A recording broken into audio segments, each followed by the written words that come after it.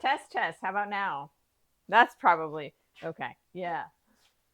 Hey guys, I'm Ray, and we are streaming blacksmithing. That's probably a little bit better. You can probably hear me now. Afternoon. It goes pretty good today. Yeah. Not too bad. I was a little bit down on Wednesday, I guess, and I'm okay now.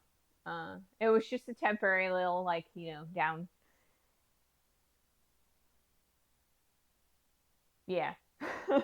Anyway, so today we are going to be continuing working on our axe drift. So I was taking a look at this while it was cold, and while we do kind of have a teardrop shape on this piece, it's still a little bit on the thick side towards where I want this point. So we're going to take a little bit more time, and we are going to kind of thin that out a bit. And then I also want to take a look at this back end here a little bit. I want to kind of put a handle on here. So what we're going to do is we're going to cut this out. Well, I guess not cut it, but we're going to draw out this material from about here back using the press so that it just lengthens it out a little bit, thins it out, and gives us a nice handle that we can then use to work on the axe without worrying about burning our hand when we're doing that. So that is the plan for today. If we get all of that done, then I will allow it to cool down for a little bit. We'll kind of talk and wait for it to cool down to a reasonable temperature. And then what we'll do is I will start dressing this. And what I mean by dressing it is I'll take the angle grinder and we'll grind off all of the scale. And then we will go down to some flat discs and kind of sand it so it's all nice and shiny and ready to be used. So that is the plan for today. We've got about 2 minutes or so before our first ad starts. So let's see if I can't get the forge lit.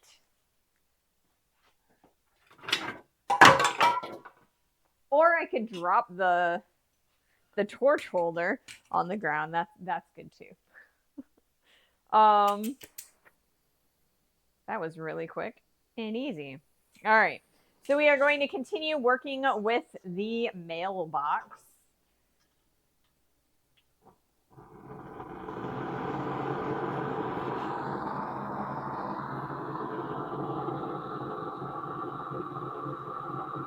All right. And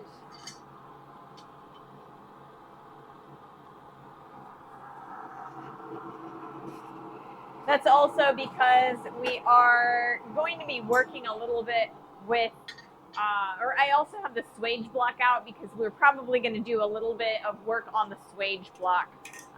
First off, we're going to work on the face of the anvil, kind of crisping up the point a little bit. And then from there, we're going to move on to some tapering out a handle. See if I can't put my hanger back on the wall so I can put my torch away. There we go. Now I need some headphones. Alrighty. Let's see. It's relatively cool today outside. I think we're in the 60s Fahrenheit, which is not bad. It's actually a relatively ideal day for forging. So I don't have my garage door open yet. I do have the door over here open, so I've got plenty of ventilation and things. But later on, when it starts getting warmer, we'll open the garage door. I don't think we're actually going to need the industrial fan today, which is really good because the fan is just so loud. The fan and the press are probably the loudest pieces, or the loudest things in the shop. So I'm really glad that I can cut at least one of them out today.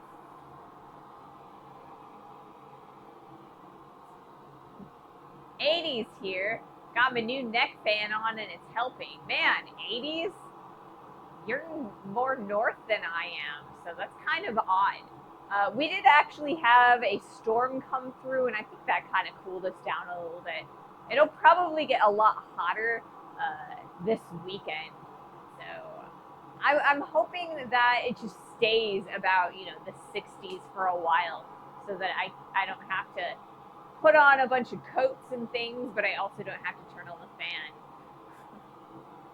Must be a warm front coming your way. I mean, I suppose I could handle it, but I would prefer not because, I'm out in the shop and stuff. Uh, hey, oh, I've got an ad going, don't I? Yeah. Um, so we've got a little bit of time before our steel is hot. So I mean, even with the ad, it's going to be a little bit of time before I get to do my first heat. So I will wait until the ad break is over to talk a little bit about some housekeeping things.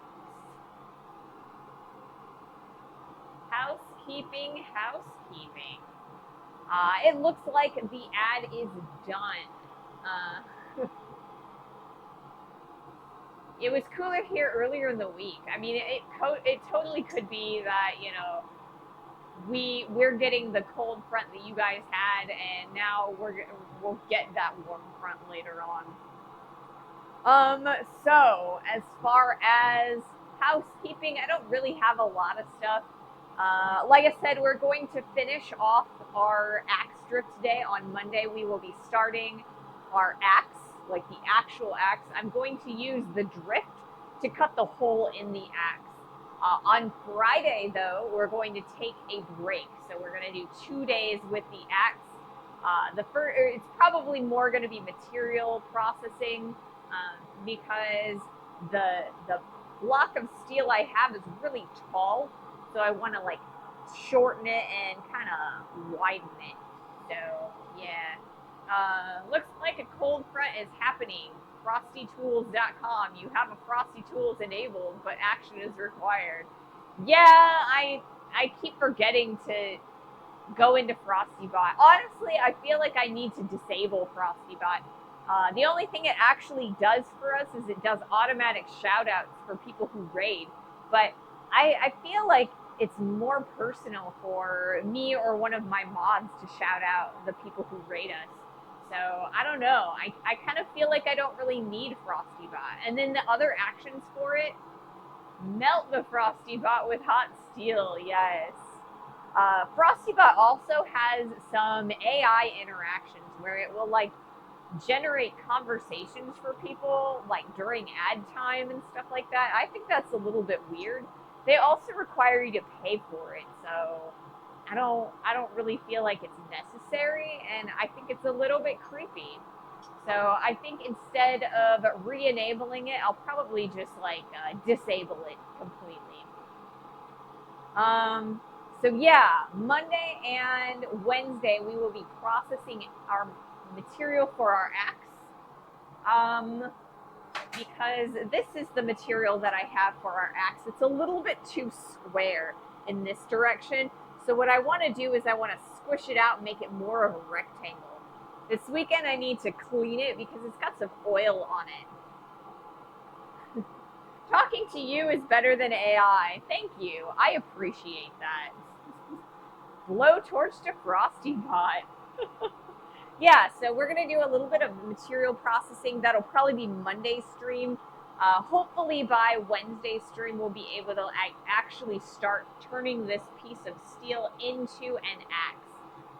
So we are going to be using the drift as a drift, and we are going to use it to cut the hole in for the handle on this axe.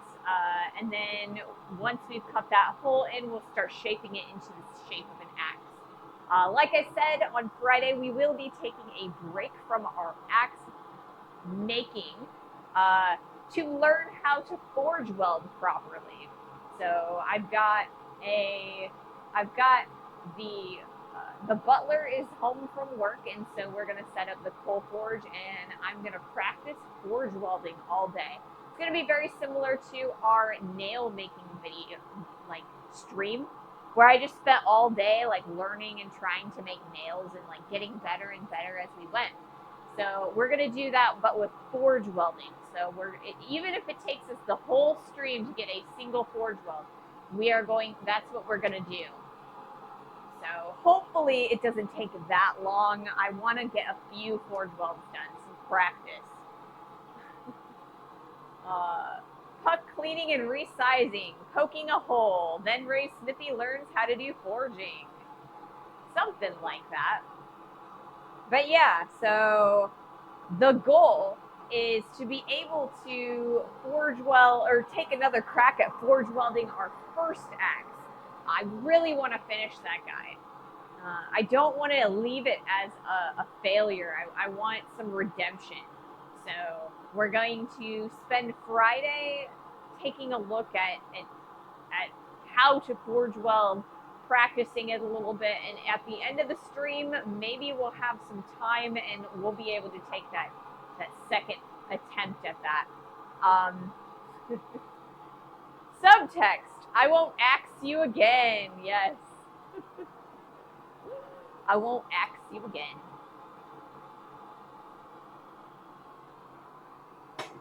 So yeah, that's kind of what's going to be happening over the next few streams. And so I hope to see you there. I finished up a brand new batch of shorts. Those start coming out. Well, the first one comes out today on YouTube. And then I have another 4 more that come out next week. And I usually do all my shorts in batches on Wednesday. So you guys get to look forward to those. And yeah, I was having some issues with YouTube's algorithm. Well, my videos finally caught, and YouTube is finally showing them to people. So we've got plenty of views for today. So it's making me happy seeing all of the numbers climb. So thank you guys for all of your support and watching on both Twitch and YouTube. I do my jeans in batches. Like washing them or buying them. Numbers go up. Yes, I love seeing the numbers go up, you know. It's kind of why I like playing Dungeons and Dragons and MMOs. I like watching the numbers go up, you know. Or my numbers go up and then the enemy's numbers go down. Big numbers. All right, let's take a look at our steel. All right, it looks like we're doing all right.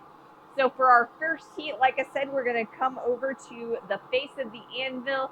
We're going to try and kind of close, or I guess thin out the blade section of this drift, the area that we're trying to put a point on.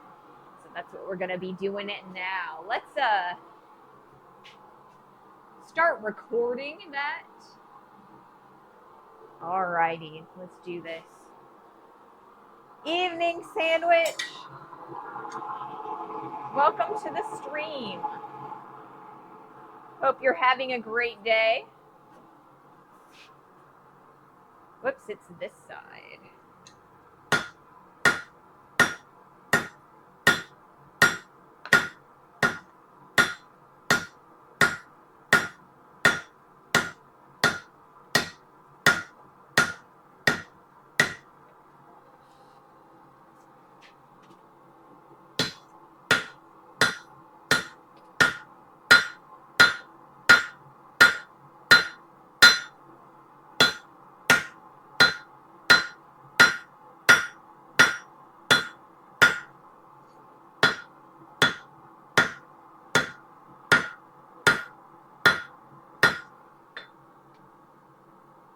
Back in the heat.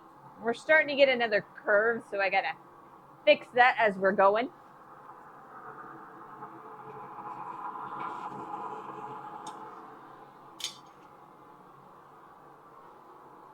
D&D, the forge is apparently an animated furnace. It stands up. Roll for initiative. Ooh, that would be terrifying. But I mean, you know, if my forge was like a mimic or something like that, I would be the first one eaten. The first one eaten by a forge mimic.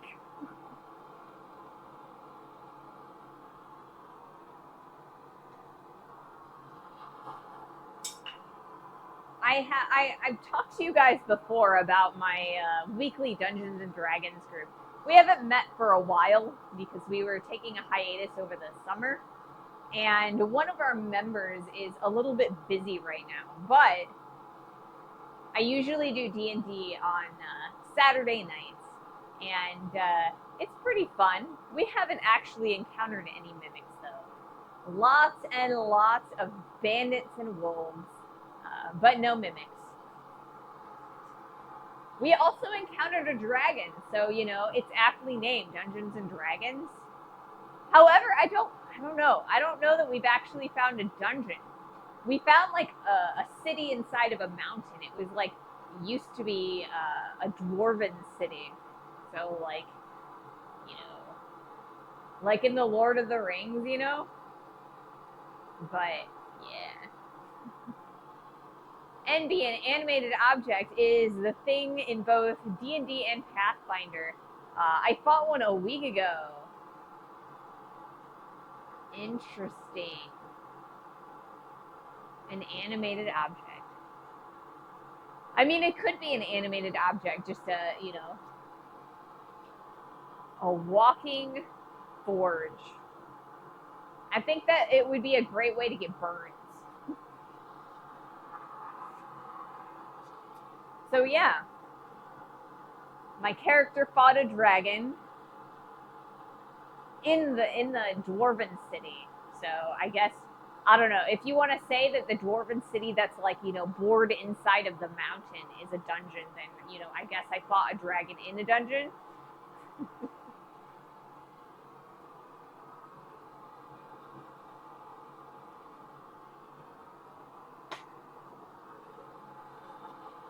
But yeah, I like to play Dungeons and Dragons. I like to play MMOs. Right now, I'm playing World of Warcraft. I have been for a while. Right now, we're playing the Legion Remix, which is pretty fun, actually. They've got this like hard mode overland where you can kind of turn up the challenge, and it's like a heroic mode. It's really hard, but the enemies still scale for you, so that's really cool. It had a door attack and a fire attack. 30-foot cone. It was brutal. Oh, a 30-foot cone. That is brutal. It's you can't even get out of that some classes, you know. I feel like some of the less dexterous classes or strength classes only have like a 10-yard, you know, walk or I guess run value. So it'd be hard to get out of that cone, especially if you were at the wide end of it. All right, let's do another heat. At first, we are going to kind of try and take a little bit of that curl out of it, and then we're going to continue working on sharpening up that edge a little bit. Let me see. What do I do with my... I will try very hard not to flatten it too much. Okay, that's better. Ow! Scales flying everywhere.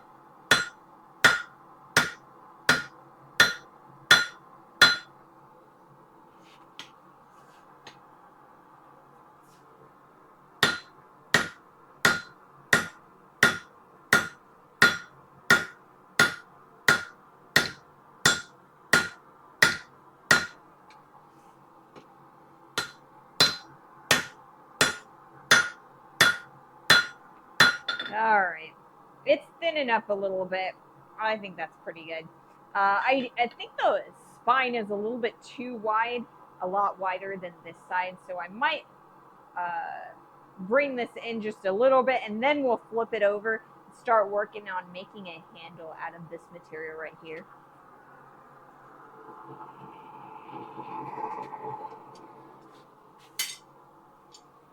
Hey, Mahalo, welcome to the stream. Do I got green fire? I haven't really been paying too much attention. The impurities are still there. Yeah, I actually did dump out all of the scale from inside of the forge, but I mean, there's probably some still in the pores of the brick. Scale burns. I mean, it wasn't too bad. Like, it was like a little like pinprick sting. So it wasn't like sometimes when the scale jumps and hits your hand and it kind of stays there, it actually does start stinging the skin. I've gotten all the way upwards of like third degree burns for that, like teeny little third degrees from that. But I didn't get even a first degree out of that one, so we're good. All right. Now, oh, it's on the floor. I was like, where did my. I was looking for this. My rawhide mallet so that we could take the curve out. I think we'll be all right, though. I don't think we'll need it.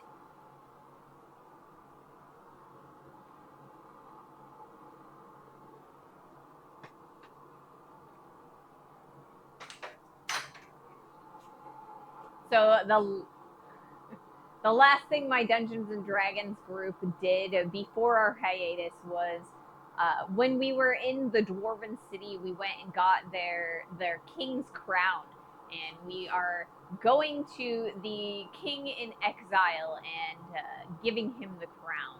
So that's we're about to go to the throne room, but we haven't gotten there yet. So our next session, which should be in a week or two, we will be able to give that to the king.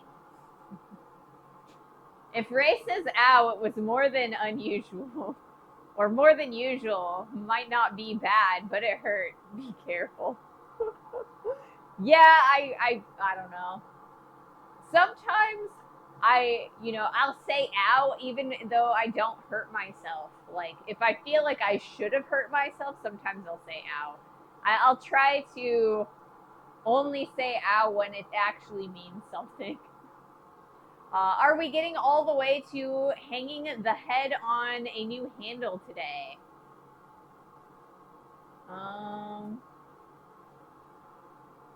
Hanging what head?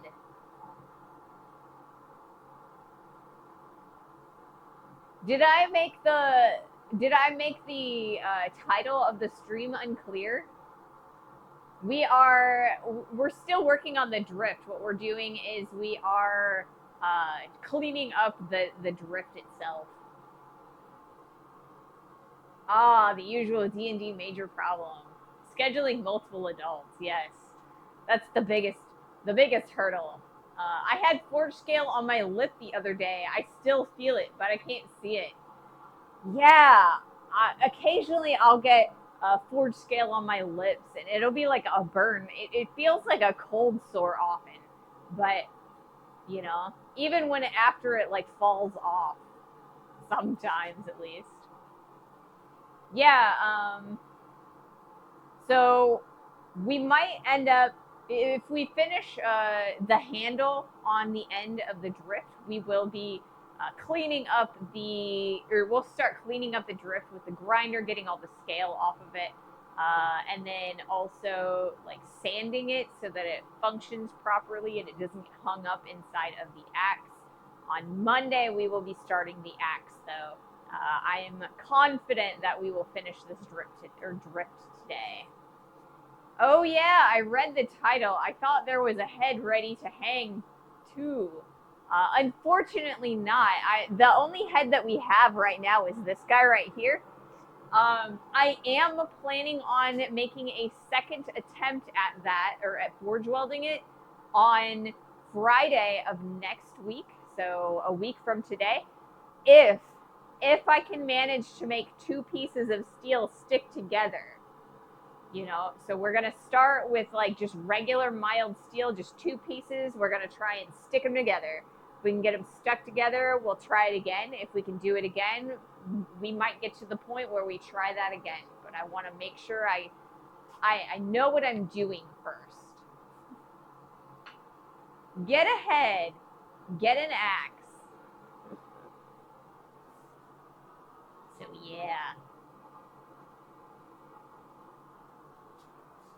I forgot what I put as the title. I changed it probably about 45 minutes to an hour ago, and I don't remember what I typed. I think I said something about finessing and uh, finessing and finishing, but I think I preface it by saying axe drift. Always unspicy steel.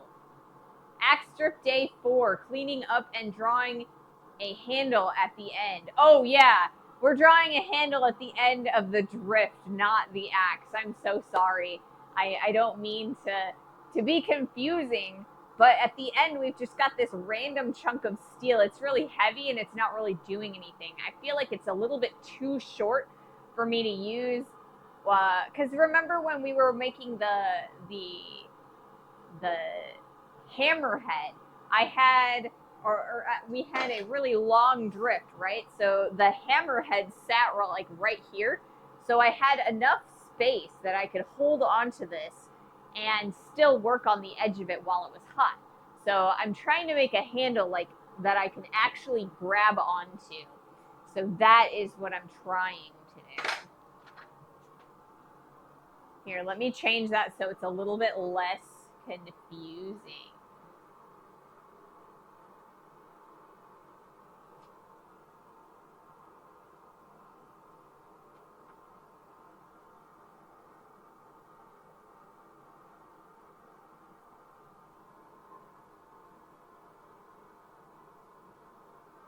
There we go.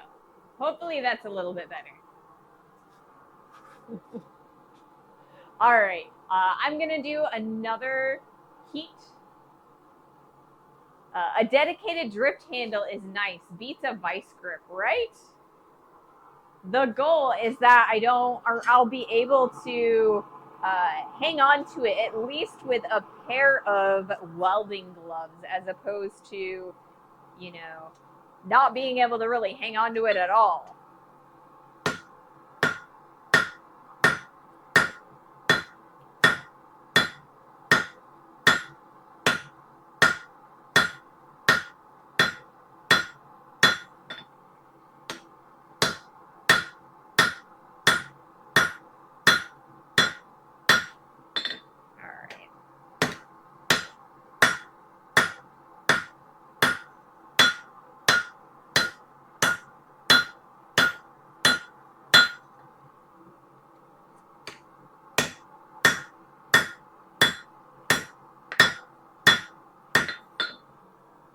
All right, are we straight? It's got a little bit of a curve that way. So one more heat here on the face of the anvil. Then I want to turn it around so that we can start working there. Just want to straighten it out, make sure that it's not bent or offset.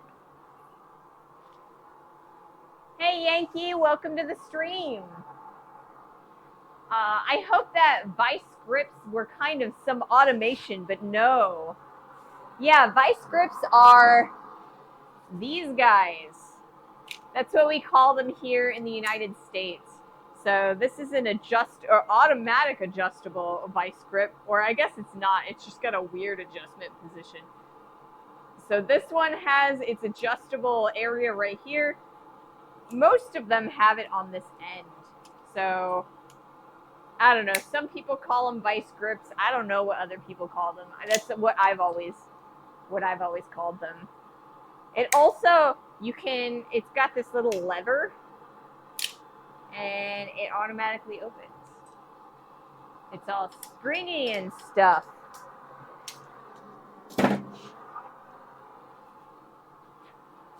Vice grips are what the police put on you for misbehaving.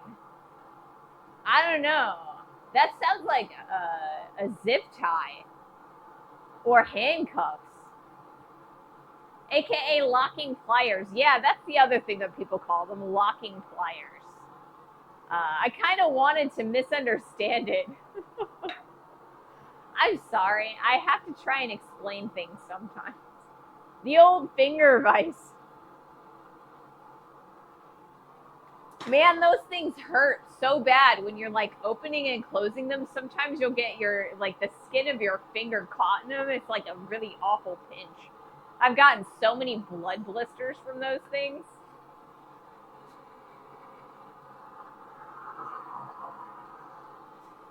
I hope you haven't gotten any blood blisters from those, Yankee.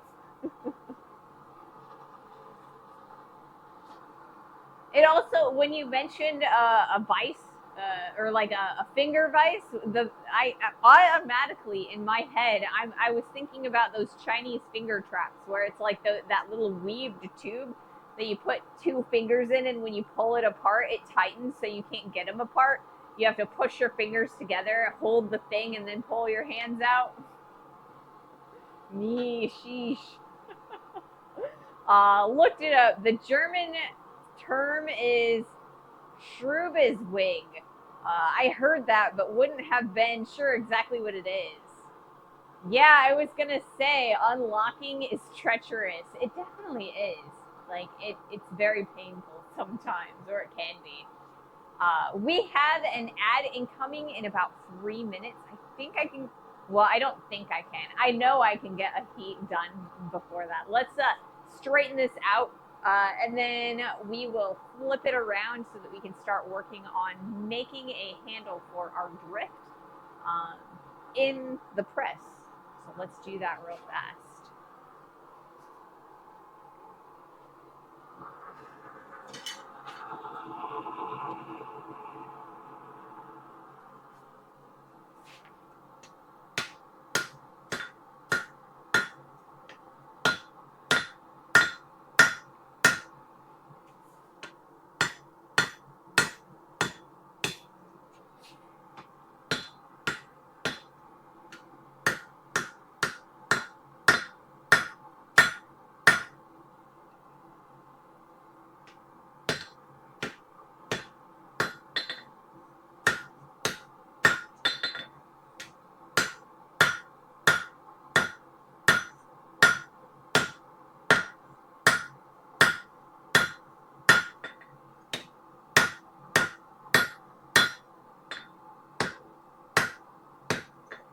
Today's going to be a lot of little things done with not a lot of movement, I feel like, as far as like this section here. We are going to turn this around and we're going to start working on this big chunk of steel right here. Let's remove those tongs and we'll start using a different set. I think I want to try these ones maybe. Maybe not, I don't know. It depends on how well they work. They should work pretty well though. There are universal tongs.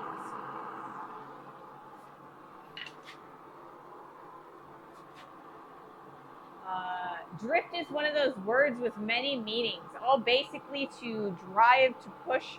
I think it's very specific in blacksmithing. Yes, it is a very specific technique in blacksmithing. So basically, what a drift does is it pushes the material aside. So I use it to punch a hole. So the start of the hole is a lot smaller than the end of the hole. And so I punch out a little tiny plug and then just stretch it out. So that's what I'm referring to when I say drift.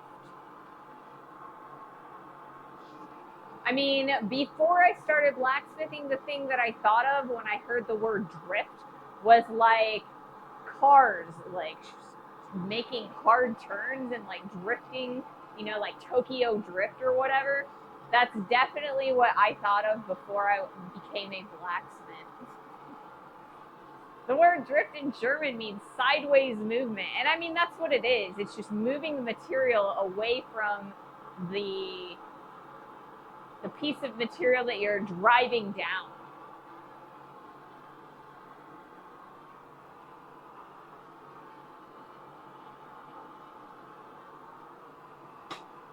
We can talk about it a little bit more once this ad ends. I don't want to end up discussing it too much and then, you know, people having or missing it. So yeah. Ads.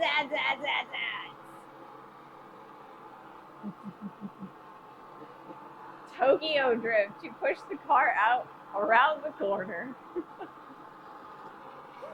Yes.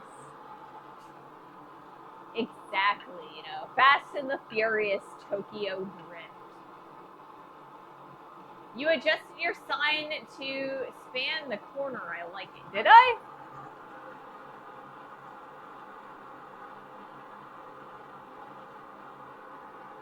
I don't know. I don't know what I did. I think I adjusted the camera.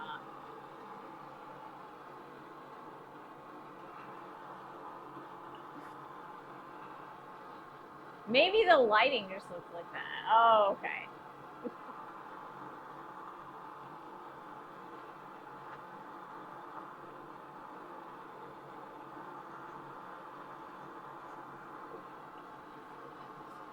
All right, so the ad is done. I know it looked like I was talking about a lot of stuff, but it was really like irrelevant. So yeah, I think I just adjusted the position of the camera. It was almost off of the name at first. You couldn't really see the mailbox, so I kind of adjusted it a little bit this way. So yeah, thank you so much for that subscription, Yankee. Thank you so much. I would say welcome to the community and whatnot, but you know, you've been a part of the community since the very beginning. So thank you for that subscription. You have been such a pillar of this community and you've helped it grow so much, so thank you. Yes, for example, but also a boat moving sideways. Yes. Oh, we've got a hype train coming.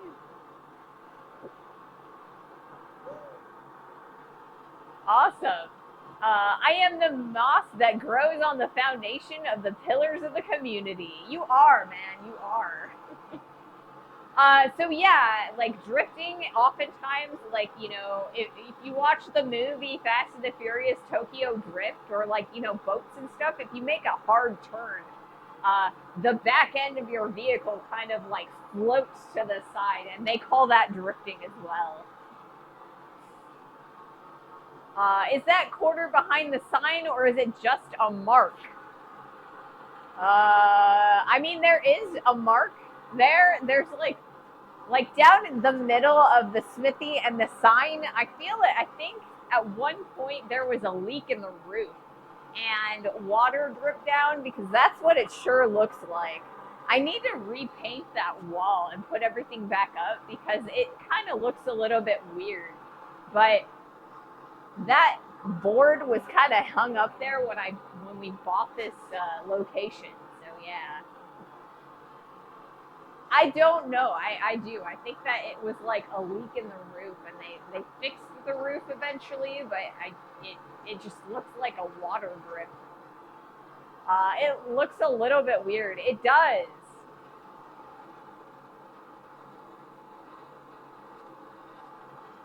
I don't know. I definitely think it does look a little weird. All right. I need to move my camera over here so that way we can start working on the press and you guys can see what I'm doing. I also think that I'm probably going to need to, so let's bring this over here. I think I might need to drop the bottom plate. So let me do that before I adjust the camera too much. Because I think this area where the handle is going to be is a little bit too wide for the small gap. There's the other end. Coolies. All right, that's awesome. It looks a little bit weird. It definitely does. It definitely does.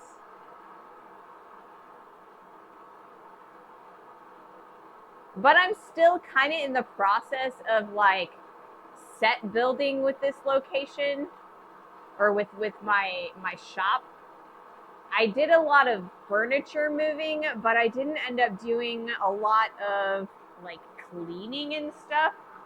And there's more furniture that I need to move around, and there's more cleaning that I need to do, and yeah.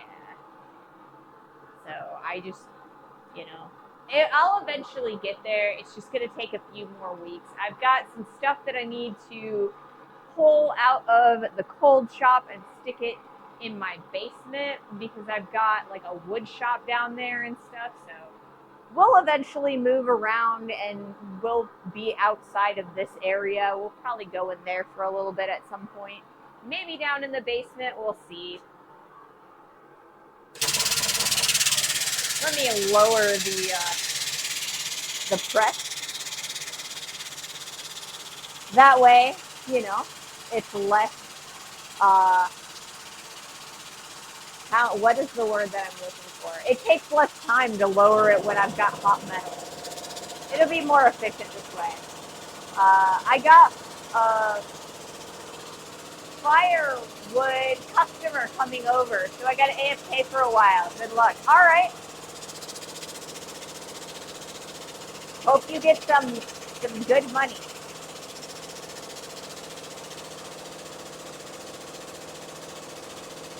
So this is the first time that I'm really using the press since I re-welded it back together. So we'll see if I did a good job welding or not.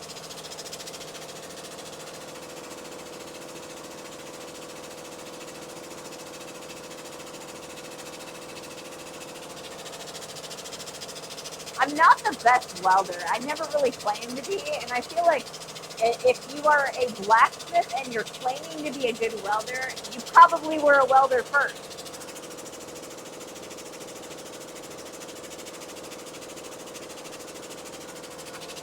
All right, we'll leave it at that for the moment.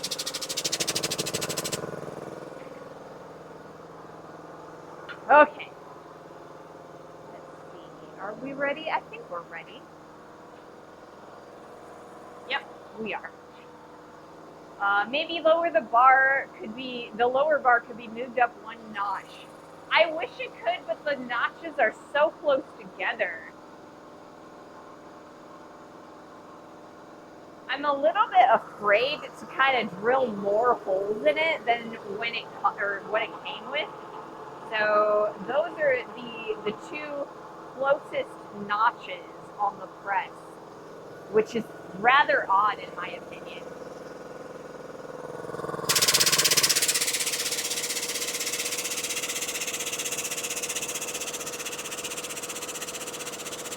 It's not too far off, we're good.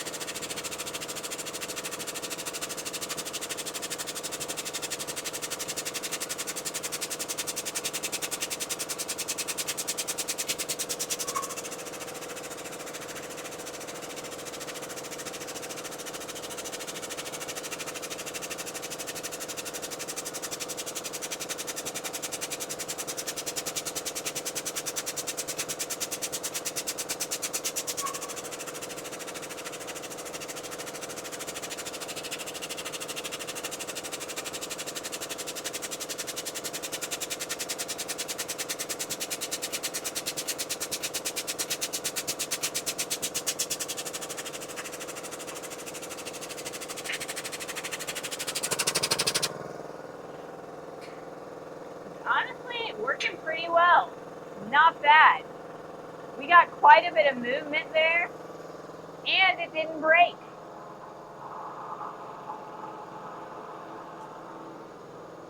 Not bad, not bad.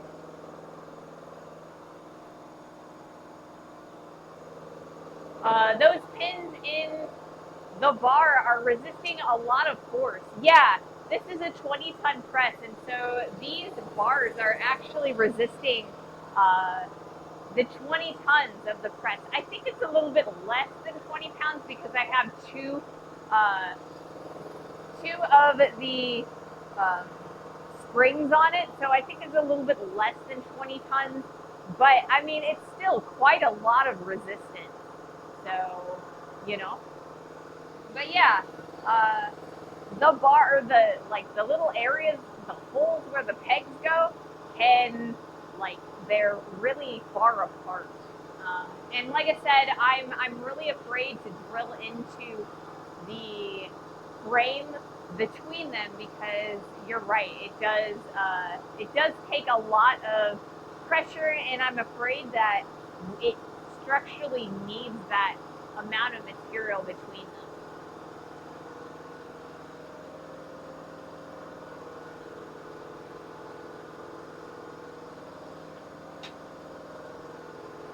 So the goal is to get rid of some of the heft on the end of this drift and give myself a little bit of space that I can hold onto this drift as I'm working on the edges and the blade of this axe. So we're going to be doing like the drift is going to be down like one side of it. We're going to want to use it to kind of keep that hole secure while we're working on the edges of our axe. Do not weaken any part of the press. It's a bad idea. I think it is too. That's why I haven't done it. It's, it's under a lot of tension, especially when I'm actively using the press. So I would hate to mess with the engineering of it. I did a little bit when I put the dies on, or like the die holders on, but I didn't mess with it too much, and I put extra braces in between the table. That way, the vast majority of the press would be onto the two braces. They designed it like that for a good reason. They definitely did.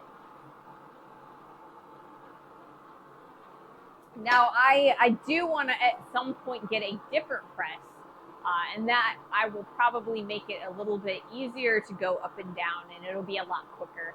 I feel like the reason why it's such a pain to have to drop the table is because it's such a slow press. A lot of other presses are so much faster, and so it's not a big thing. But by the time, if I didn't drop if I didn't hold it at this low point, then by the time the plunger made it all the way down to the piece, it would be cold. So we do what we can. We do what we can.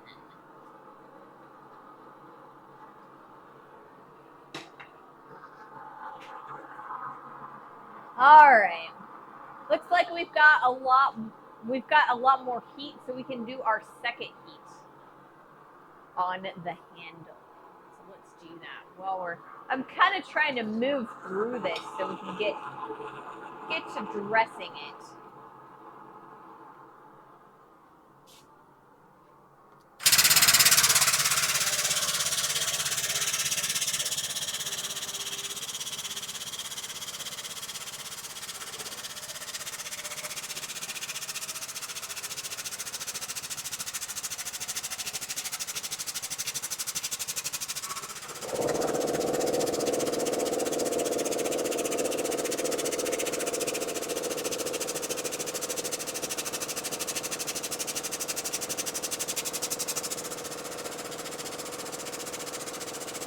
Radiating off of this piece is really, really high. I can feel it on the back of my knuckles.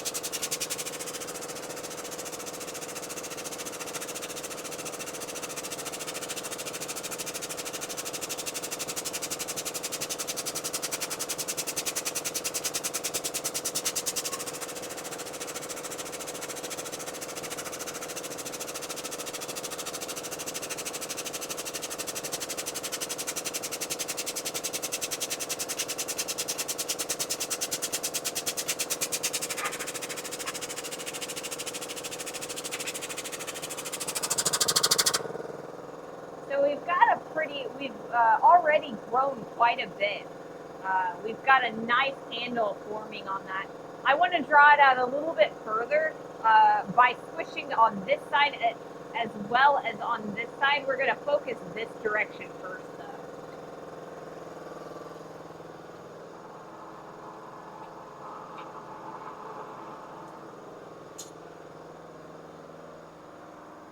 Slow is safe. Quick means it's still hot, but more dangerous. I mean, it could be. Well, I guess it is. It is a lot easier for me to adjust the position of both the piece and my limbs with the slow speed of this press, whereas a power hammer or a faster press, I really have to be sure of where I'm putting things because the blows are so much quicker. I like that I can see the press stress the steel and cause color changes. I mean, I think it's interesting. It does make it a little bit harder to get work done quickly, though. I wish that I had something a little bit quicker. I mean, I can always do slow motion on YouTube, not here. So I guess, doing the slow motion here is kind of entertaining. But it takes me longer to make things, I think. Release the Epstein files.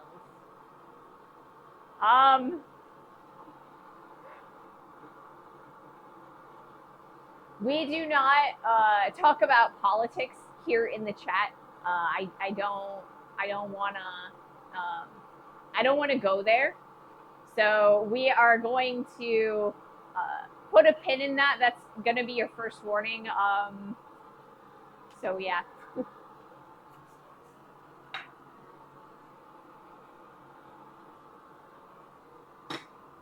Yeah, we don't do politics in this chat. No politics, no religion. This is a space for decompression that we can all fellowship together no matter what you believe, because we all need to relax, right? And I want this space to just I want you guys to be able to decompress and not think about the outside world for a while. So no politics in chat, please.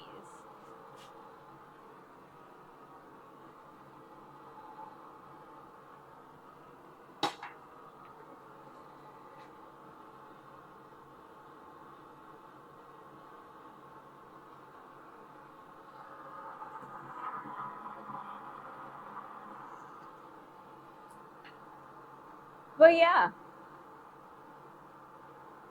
So we're making a lot of progress on this handle.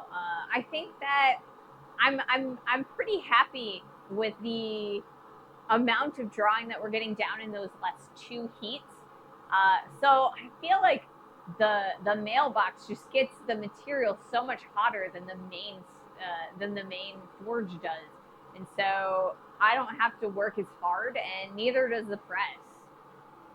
No politics, no religion, no small furry creatures from Alpha Centauri. I don't know. I don't think I get that last reference. The small furry creatures from Alpha Centauri. I don't think I get that one. Is that like Gremlins or something?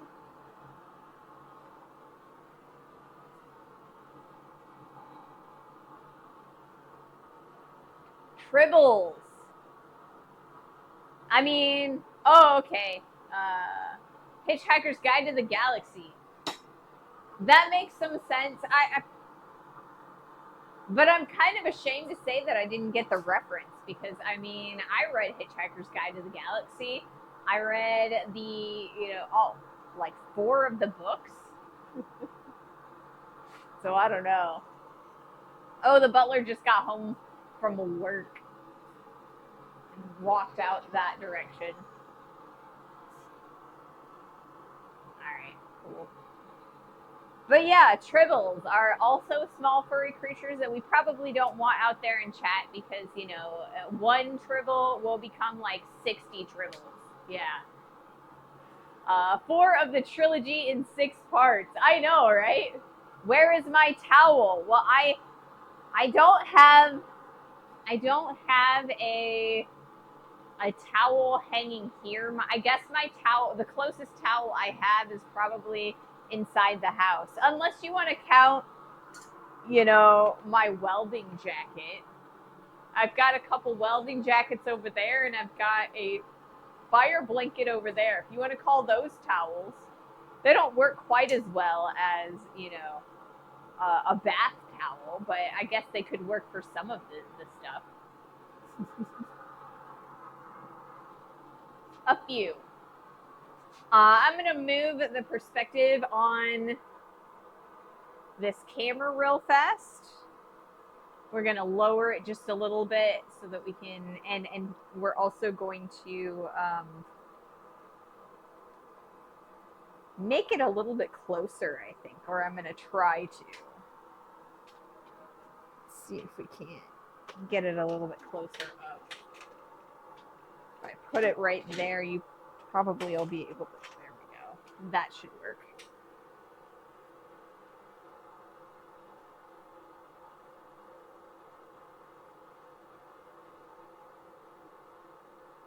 There we go. I don't know. You might be able to see that in the screen. I guess you probably can't. Yeah, I don't see it. Okay.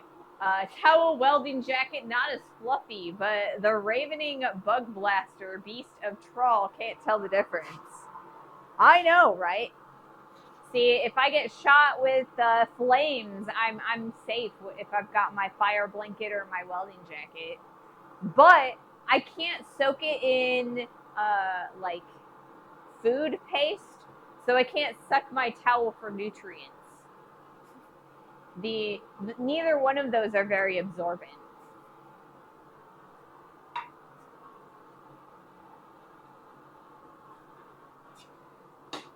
All right, let's do another heat now that I've moved the camera.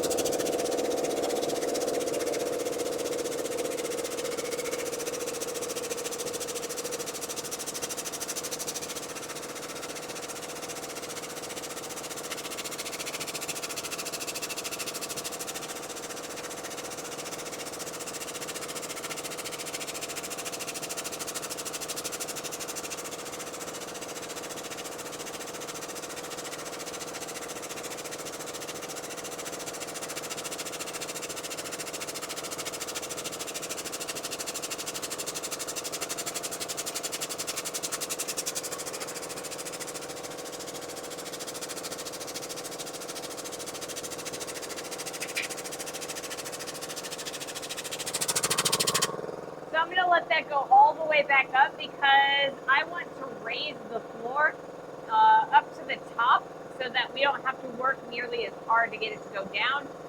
We're also going to take a little bit of time to kind of straighten that out and thin that out a little bit. I'm pretty happy with the width this direction now.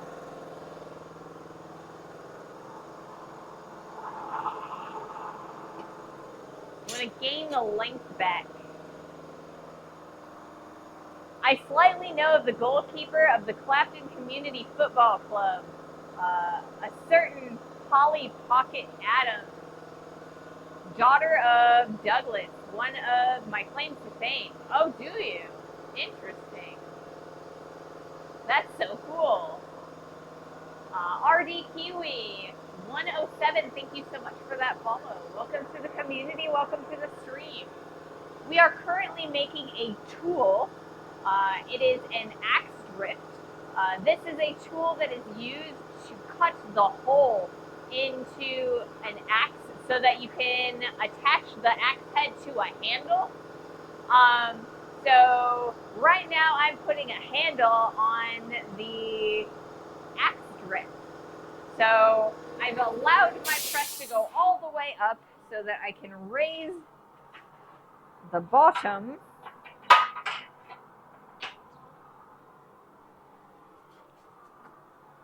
so that the springs aren't as stressed out.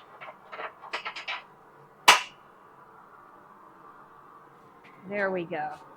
Now I gotta change the view of the camera because I gotta raise it a little bit. Make sure everything's in focus and everything. Good to go. Awesome. But yeah, I want to be able to work on the sides of the axe after the hole is already cut in. So I need a handle so that I can hold on to the drift while I'm working on it as a tool. Hey, how's everybody doing today? I'm doing great. I'm actually pretty happy today. I've been having a lot of fun already. We're getting a lot of work done. We are definitely going to finish this tool today. I'm super excited. And then Monday, we will start working on our axe. And that's the project that I am super excited about. I really want to make an axe and just finish it for once. I failed making that axe. I want to make a successful axe. I just got done sharpening tools. Using a tool to make a tool, yes. That's what we're doing. We make tools so that we can make tools so that we can make projects. I'm super excited to share it all with you guys. I actually have a lot of fun making this, and you guys make it even more fun. So thank you all for being here. We do have an ad.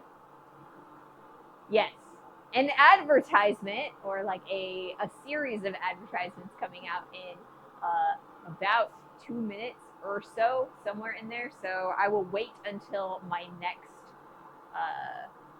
I'll wait until the ad break is open or over. Wow, tongue-tied today. I'll wait until the ad break is over before I do my next heat, so that way everybody gets to see everything. And I'm gonna take a little bit of a break so I can from talking, I think, so that I can kind of, I don't know, think. Oh, I'm out of water. I'll get some more water and then I will think too.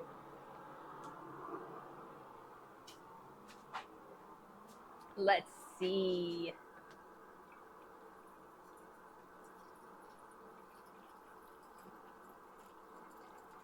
Today was a little bit ADHD-y. I started watching YouTube videos, and before I knew it, 2 hours had passed.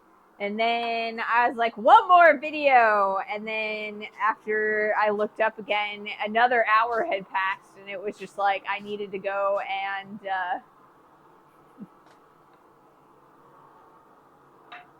start getting ready for the stream. Blacksmith, one who makes tools to make tools to make tools, and then walks out with a working steam engine. Yeah, I was like super distracted this morning. I had meant to do some more editing today. You watch one short about dogs, and the next thing you know, it's tomorrow. I know. I'll watch like a TikTok video, and next thing I know, it's like 2 o'clock in the morning, and I need to wake up in like 2 hours or 4 hours or however much time, you know? It is less bad now because I get to pick when I wake up. I try to wake up at 7 a.m. every day, though, you know? I give myself a little bit of sleep-in time, like, you know, from when I used to be a corporate chill, but, you know, nowadays. Then what about carts? And it's 2023. All right, we are currently on ads, or on ad time, so I get to yammer on about stuff that's not amazingly relevant.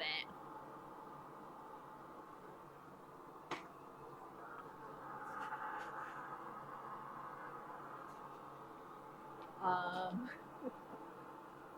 ads. Horrible, awful ads. Actually, I don't hate ads. It gives me time to kind of reassess what I'm doing and to kind of think about things. It also, you know, I get a little bit of revenue from the ads, and that helps.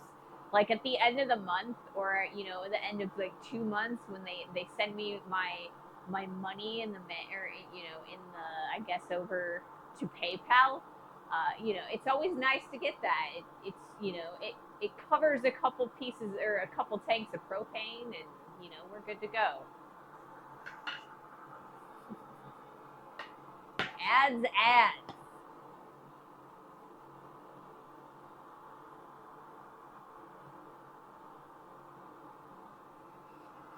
All right, so we only have a few seconds left, or I guess we're back.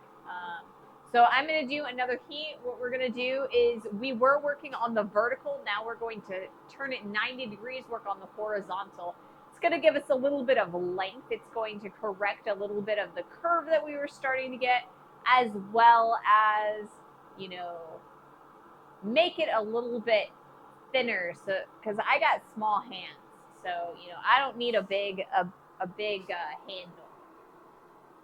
So we're gonna make it small for my hand. That's the best part about making your own tools.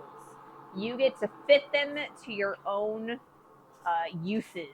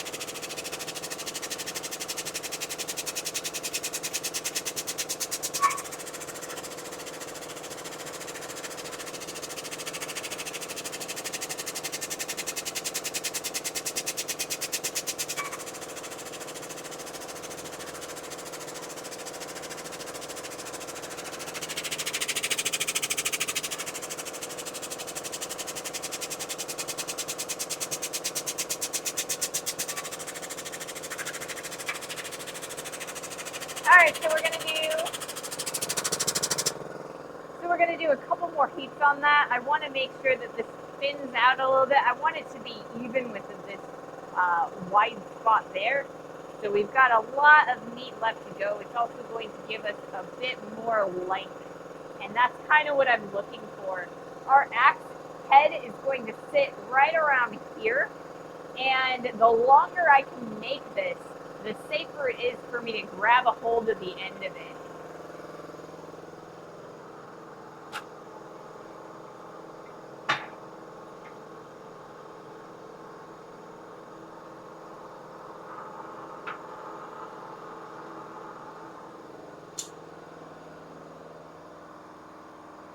Small hands, so small tools. Yes. Follower goal met, 350. RD Kiwi without numbers. Thank you also for the follow. Thank you so much. Yeah, we are up to 350. Yay! Thank you so much for growing the community. We are small, but we are growing pretty quickly, actually. Toolception. It's insane. Uh, Boris the Crocodilian. Boris the Crocodilian. Thank you so much for joining the stream, watching, and welcome to the community.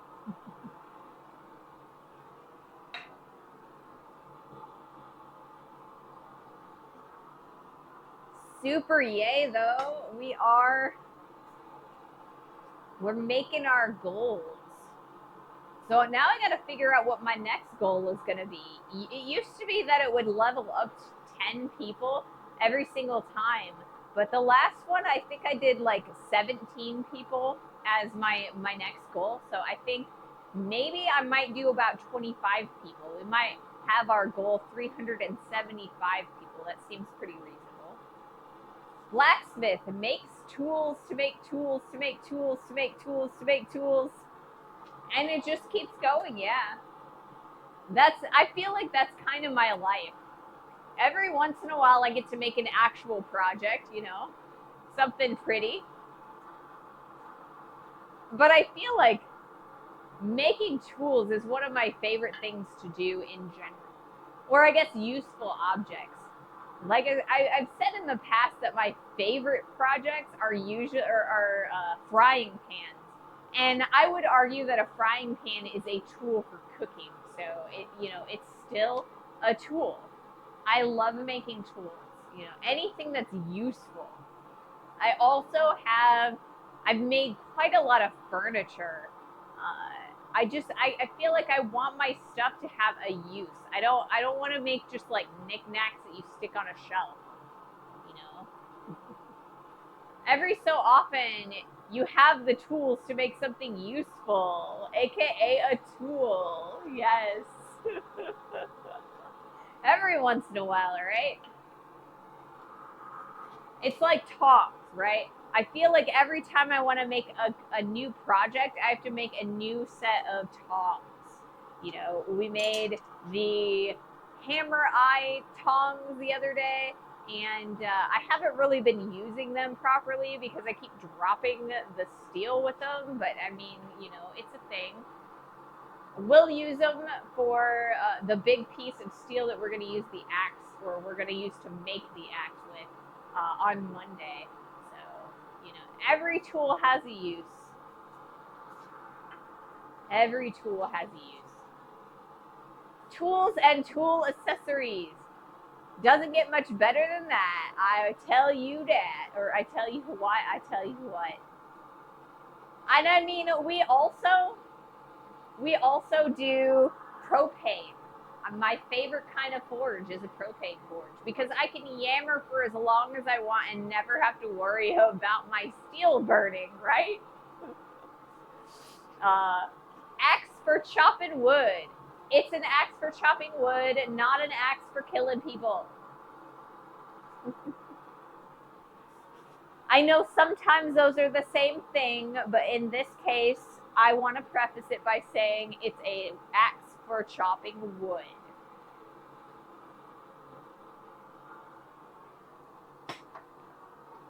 A wood chopping axe. All right.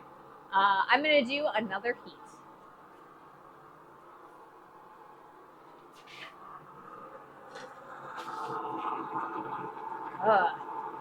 My allergies are killing me, or have been killing me. This fall.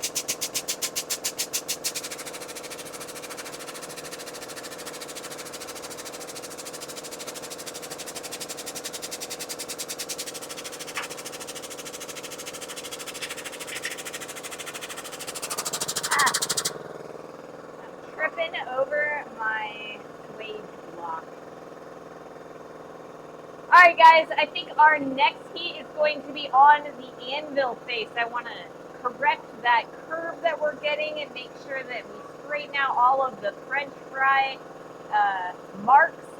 We've got a nice ripple or crinkle French fry there or going on, and I want to correct that. So we're going to do a anvil face heat next.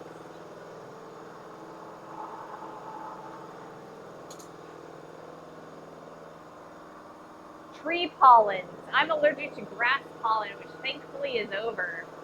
See, my problem is that, like, my favorite season is actually spring, at least for foraging, because I don't actually have a lot of allergies in the springtime, but I have a lot of allergies in the fall for whatever reason. I don't know if it's like, you know, tree pollen or if it's like the corn and soybeans, like, you know, pollinating. So, because they're, you know, they're finally getting to the point where they're growing and stuff. But yeah, I just, for whatever reason, my allergies always act up in the fall, but never in the spring. So I'm, you know, I don't know. It's weird. Summer and especially fall, autumn is usually tree pollen. That's probably what it is, actually.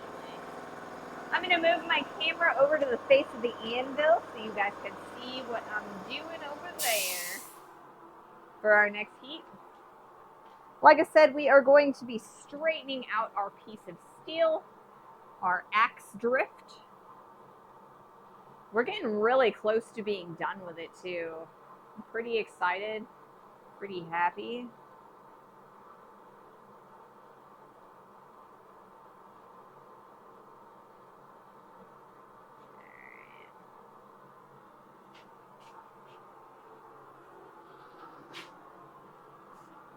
Hand hammering.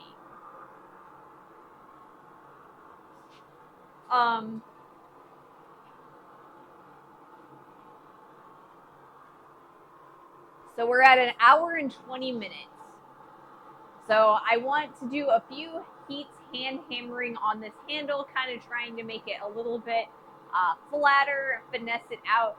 I'll probably finesse the drift section one more time, and then from there I'll probably let it cool down just a bit. We'll kind of talk back and forth and, you know, talk about what's going on, and or, you know, just talk in general.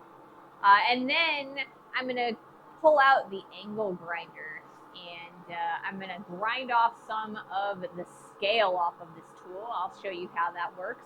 I have shown you, or I've made some videos about dressing tools, or, you know, making them shiny and usable. You know, the finishing step on the making of the tools, but I've never really like done it live. I find it a little bit boring, but we might actually get there this time. So we shall see. Sloane's Teddy not only wins the race, but describes blacksmithing perfectly. Does it? I don't think I've ever heard of Sloane's Teddy, but I can look it up. See, if I have a tendency when, if I don't know something and somebody has like a question or other. Oh, slow and steady. Yes. Slow and steady. That's definitely a blacksmithing thing. But yeah, if I don't know something and, you know, you guys want to ask me a question, or, you know, I just don't understand something that you guys are talking about, I'll try and go look it up after the stream so I can kind of understand and, you know, get the references, get the knowledge, because I am all about learning. Part of what I love so much about blacksmithing is there's so much to learn. I mean, I know of blacksmiths who've been doing it for like 40 years and they still tell me they're learning stuff. I know I have so much left to learn. I get by, but, you know, I'm still no master. And that's what I love about blacksmithing, because I love learning, you know. It's so much fun.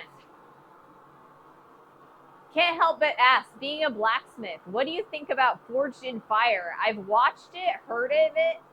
Do you see yourself appearing on the show, or it's not your thing?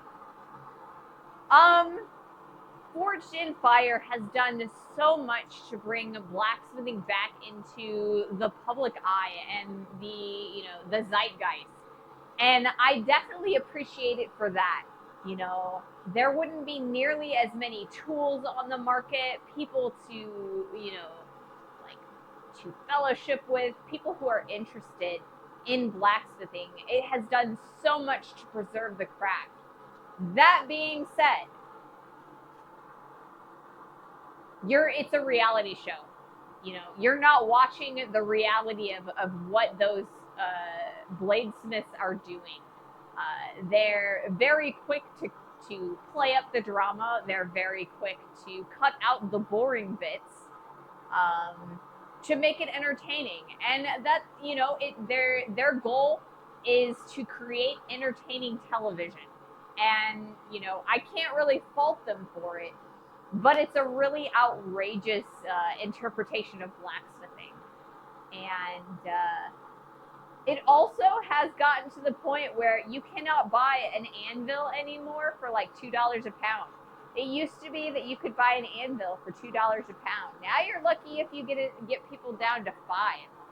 So I mean, there's good and there's bad with Forged in Fire, and as far as do I see myself on it? No. And the reason I don't see myself on it is because I have a chronic illness. I can only really forge for about 3 to 4 hours, like intensively at any given time. And I would need more time and more stamina in order to be on that show. My other reason why I wouldn't want to be on that show is because I hate grinding. I hate finishing things. You guys never see me finish things. It's because I hate doing it. I'm all for, shaping things. But if you ask me to grind something to finish it, I never want to do it. I am the worst about that. That is the first thing that if I had an apprentice, I would teach them. So then I'd never have to finish anything again. I just give it to my apprentice and be like, please finish this for me. Sloane's Teddy is from the short story Sure Thing by Isaac Asimov. I have not actually read up on Isaac Asimov. I know that, he's supposed to be the author of The Foundation and, several other things. And, one of the pillars of sci-fi. But I'm not familiar with his work, unfortunately. But yes, I mean, Yankee, I feel like you probably like finish work. I hate it. If you like finish work, more power to you. But I hate finish work or finishing work. I hate grinding. I hate sanding. I like grinding.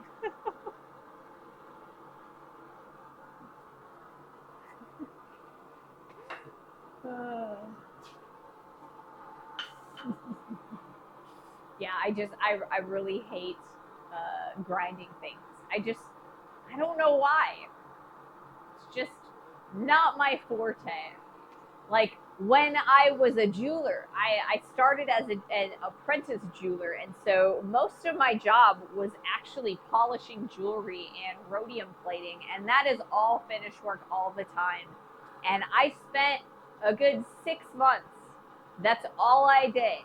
I didn't get to make any jewelry. I didn't get to solder anything. I didn't get to do any of the, making part of things or, repairing. It was all finish work, and I absolutely hated it.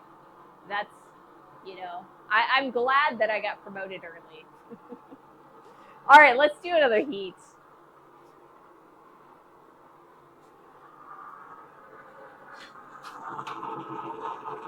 If you guys like it, though, more power to you.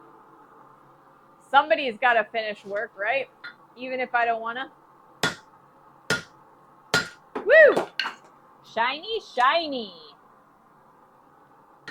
Hot steel. Let's hold this a little bit more secure.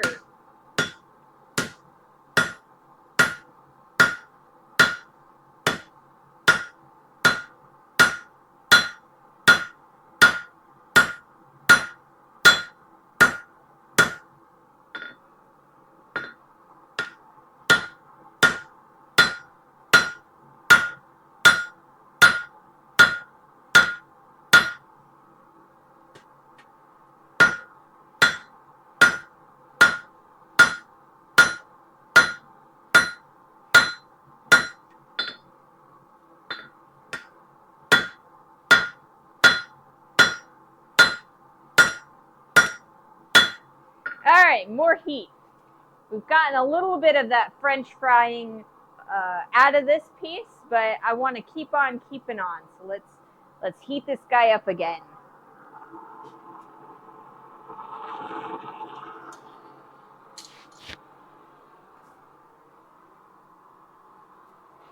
Jeweler, like a blacksmith, but softer metal and stones. Sort of. I feel like I'm a lot more sparing with my heat when I'm working on jewelry than when I'm working with steel and blacksmithing. Ray's Smithy is an elven blacksmith forging rings of power. I mean, I don't know that I would consider what I did rings of power. I actually worked for Signet, who owns Jared, Zales, and K Jewelers. So I didn't get to do a lot of custom work. I mostly repaired pieces of jewelry that were broken, resizing things, setting stones, fixing things. That's the sort of stuff I did overall. I am a journeyman jeweler at this point, though. Not a master, but, you know, I was well on my way to that before I left that position.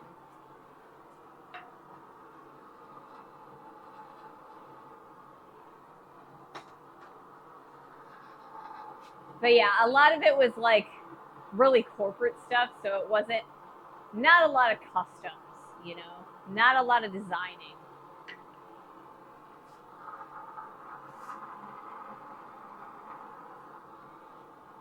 If I'd have worked for longer, maybe they'd have let me design things, but, you know, you gotta put in your dues, you know? One of Caleb Brimmer's apprentices. Yes, something like that.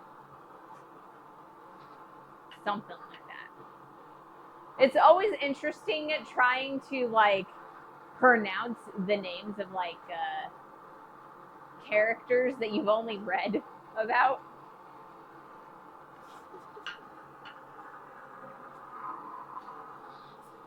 You know.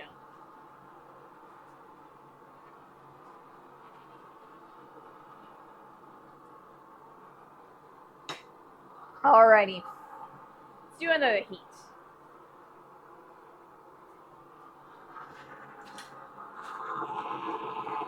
After that, I'll probably change the camera angle just for good measure.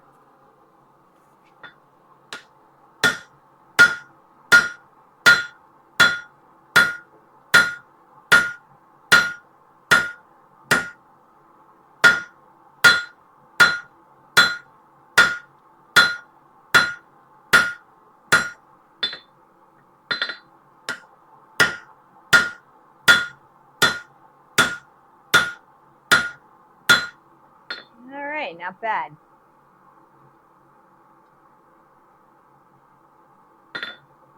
But I gotta continue working on this edge. And my tongs are not playing nice with me.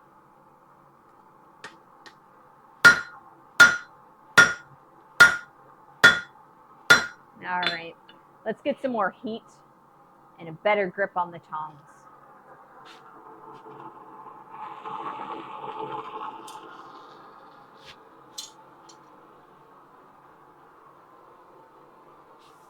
All right.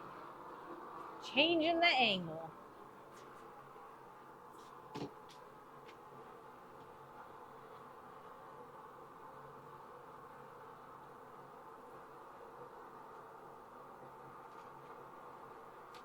I'm going to give you guys a higher angle, I think. Since I'm going over towards my door because of the broken section of my anvil. It makes it hard to see sometimes from this angle.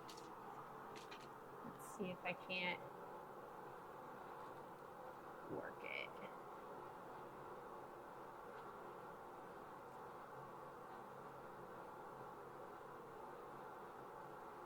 All right, cool. Now I gotta figure out if I can get out of the door jamb without tripping over the camera. There we go. That's better. If someone does not know how to pronounce something because they have only read it, I always respect them more. Right? At least they attempted it. So we've got about a minute and a half before it claims that the next ad is going to come out, but it's probably closer to 2 minutes. So once that ad is over, we'll do our next heat. I want to make sure that we've got some good hot steel to work with. Let me see if I've got, I don't know that I have any better tongs. I'll probably still use these, even though they've been a little bit wobbly. FYI, Callum Brimdor. Callum Brimdor.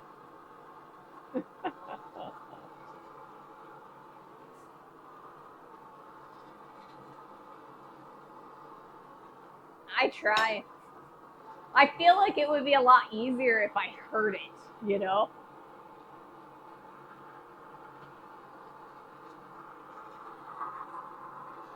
Hearing things is often the best way for me to understand them. That's part of the reason that I love teaching this way so much, because you guys can hear me and you don't have to read things. So the technology is so cool for that. Absolutely, hearing is the way to go.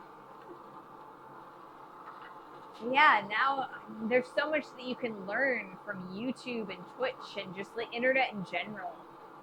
It's awesome. So it claims that it's ad time, but I'm pretty sure that it's still like, you know, I've got like a couple, like 30 seconds or so left. Man, I'm saying the word like way too much. And see, I'm trying really hard not to use the word so I think I've replaced my ums with likes. You do cool work for sure. Cool as in awesome, but it's pretty hot. My work is pretty hot. Don't get me to read the book. Tell me, show me. Yeah. Why do I have a phone call? Who's calling me? Potential spam. Regardless, don't call me in the middle of my stream.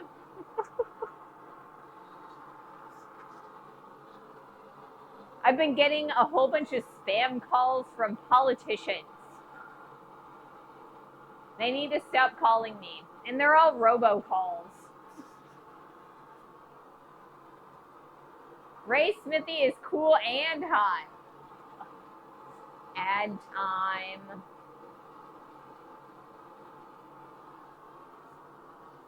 Ads, ads, ads.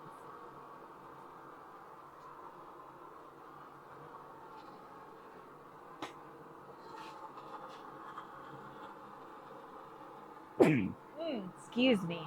I'm sorry. I'm probably going to do that again. Ugh. Sneezing. A very goth advert.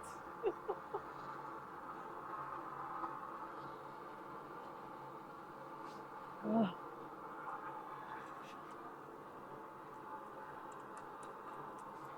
Ugh.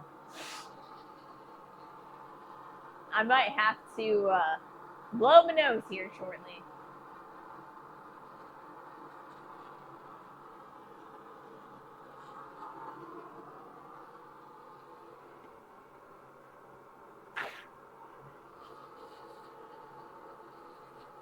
Ugh. Oh, gross. I tell you, I'm getting like awful allergies today. Ugh. If it gets too much worse, I might have to actually like end the stream a little bit early. I'm hoping that I don't have an allergy attack, but I'll do my best. Art and Play 90, thank you so much for that follow. Welcome to the stream. Welcome to the community. Thank you so much. Okay. What am I trying to do? Brains. I hope it doesn't get too bad. I hope so too, man. Sneezes are making my, yeah. I lost track of what I was going to do. All right, I'm going to do another heat on the axe drift, and then maybe I'll figure out what I was going to talk about. Distractions. Okay. It looks all right.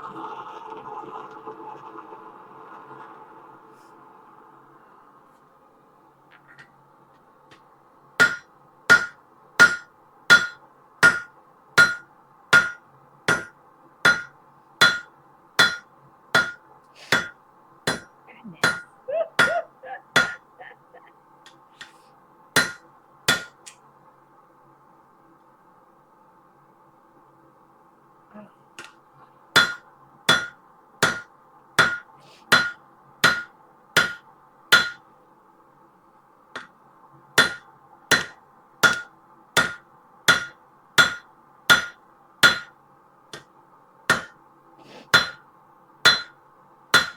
All right, I'm actually pretty happy with this handle. It's not too bad. It's pretty rectangular. I've got quite a bit of length in there. I should be able to grab a hold of it relatively easily. So, we're going to turn this around, relying on this handle, and we're going to work on this edge a little bit longer or a little bit more. Oh. And hope that we're not sneezing again here in a second. But yeah, I just want to work on this just a little bit further, take out a few bumps and lumps, and make sure that our lines are nice and straight. It's not too bad. I think we've made pretty decent looking drift.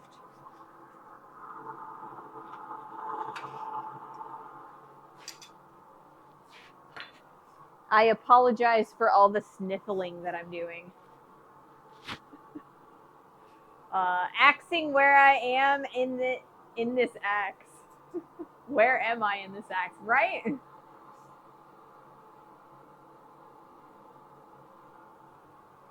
I don't know. If this is going to become a thing, I might have to take like an allergy med, like. But I can't. I can't take an allergy med before I stream because I can't work out in the shop when I'm taking an allergy med because they make me drowsy, and drowsy blacksmithing is the recipe for broken limbs. One time I broke this finger, my pointer finger, because I was a little bit drowsy, and I was cutting a circle with a circle cutter. And in order to do that, you've got like this little box, and it's got holes in it, and you get these little plungers, and you hammer the plunger into the hole, and the piece of metal is in between the like layers of this thing, and I like missed the plunger and hit my finger, and I broke it.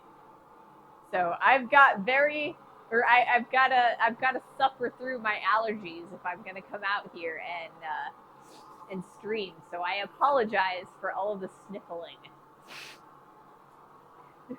Antihistamines make me drowsy or sleepy as well. Yes, I gotta be careful, you know.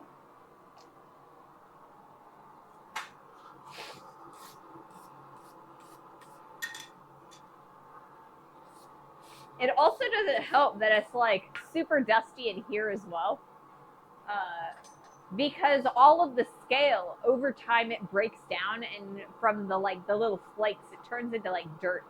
I need to really sweep in here, but it's also very difficult to keep magnets from getting covered in steel dust. So yeah, how we doing on our heat? I think we're doing all right. I think we'll do another heat.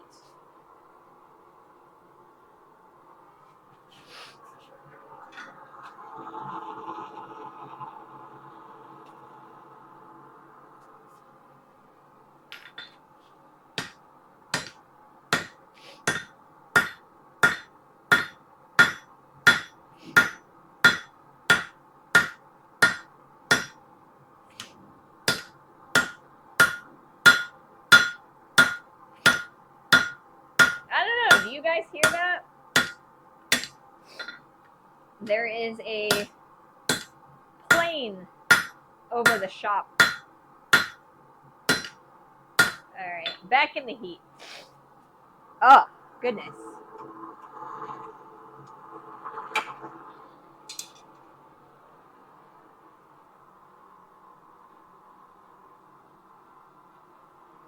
Metallic dust, can't magnets help? I mean, maybe. Eventually they do, you know. Where is the metal? Can't hear the plane. Okay. The metal is actually that glowing thing that I just showed. So yeah, we actually live near an Air Force base, and so the base that we live near, they specialize in um, like troop transports and um, cargo transports. So they're really, really big cargo planes. They're not like jets or anything like that. I mean, we occasionally get jets, but mostly it's like cargo and troop transport. They've been doing a lot of moving over the shop, so I wasn't sure if you guys could hear it or if that was transports cargo planes, big planes. Yes, yeah, the big ones. Um, so yeah, I wasn't sure if the noise cancellation filter was catching them. But yeah, the glowing yellow to orange thing that I'm hammering on, that's my metal. That is a tool called a axe eye drift. It is used to cut the hole for the handle in an axe blade, or I guess an axe head. So it is a teardrop shape. So I am hammering on the edge of it with a angled blow, which is normally a bad thing. You want to keep things very rectangular, and with straight blows, you'll get a much more even and much more, what do I want to call it? Nice, clean hammer blows, doing it that way. Couldn't hear them. Noise cancellation is working on them as well. We can hear the forge, so it's not perfect. Yeah, the forge is pretty loud, so I figure eventually you'll hear it.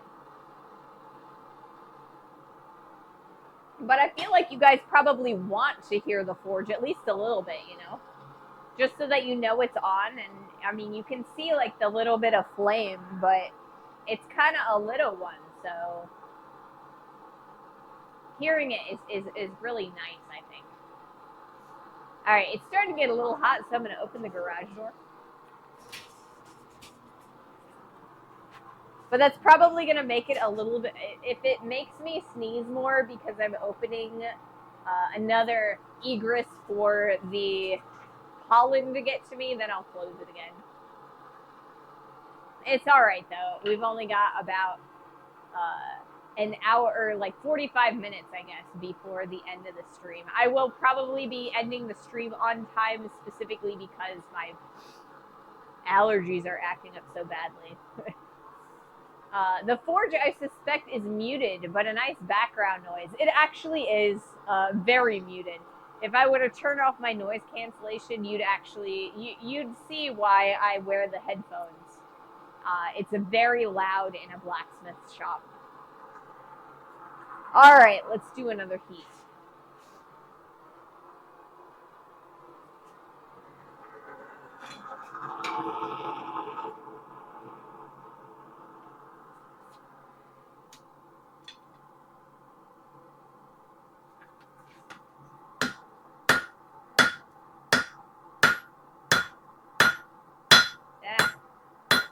That's what happens when you miss your material.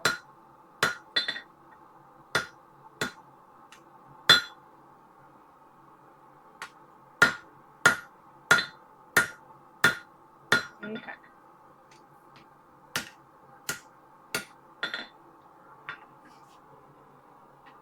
We look down the piece of material.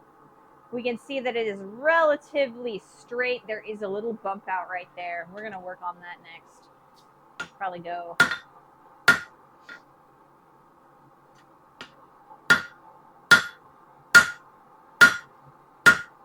like so. We'll take a look at that. Now we're getting pretty straight. One more heat, and then I think that I'm going to allow this to cool down. Then we're going to do a little bit of finishing work, even as much as I don't want to.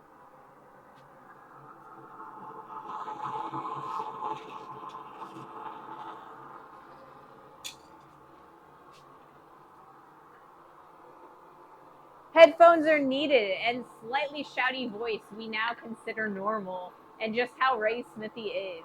I mean, the reason I have a slightly shouty voice is because that allows me to be able to hear my own voice. Because even with the sound canceling headphones on, when I have both the Forge on and the fan on, I have to shout like this so that I can actually hear myself. You know how you can kind of hear your voice in your own head? The noise is actually so much that I can't do that. I can't hear it. My Forge sounds like a combination of a big fan and an old TV on a non-channel. It just sounds like the sound of cosmic background turned up to 11. Pretty much. Yeah, pretty much. It's so loud though. And I have really bad hearing to begin with, to be honest. I used to play drums in a band, and I didn't know, or like, we didn't have in-ear monitors or anything like that, so I played drums without earphones so I could hear the speaker monitors that were pointed at me. And over time, it was not pleasant, and also, apparently, falling asleep with headphones in are, it's not good for your hearing. Maybe I shouldn't have done that when I was in high school.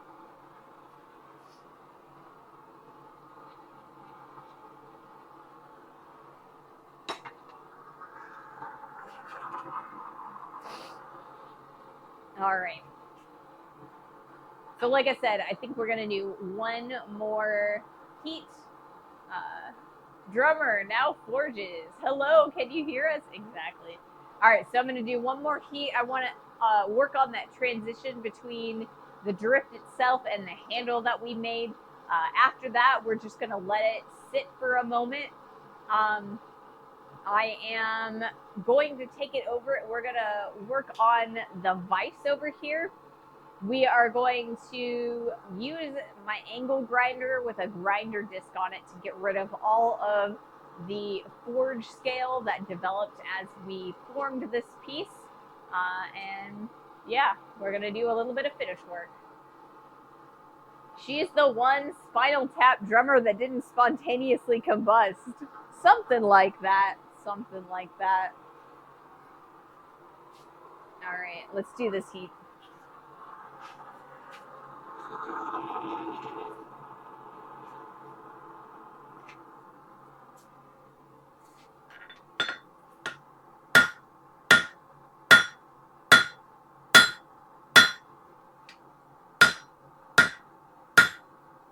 All right.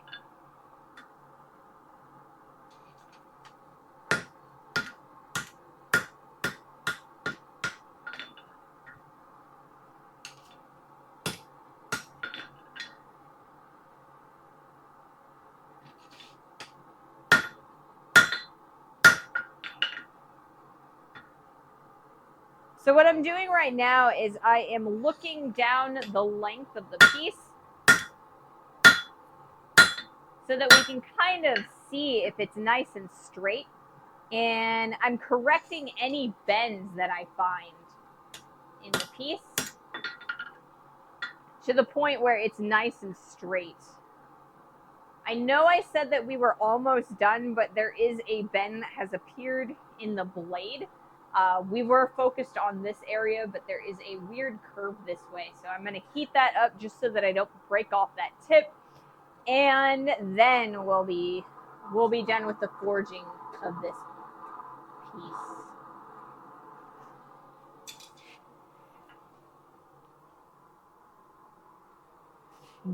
Descaling, yes, we're gonna descale the drift, and it does look like a fish. So you know,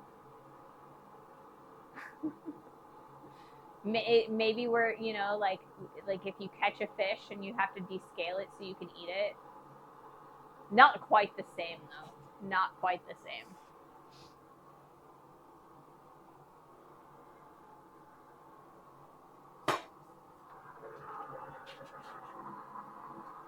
So I've got to unplug the press, this guy, and plug in the angle grinder. I already have a grinder disc on it.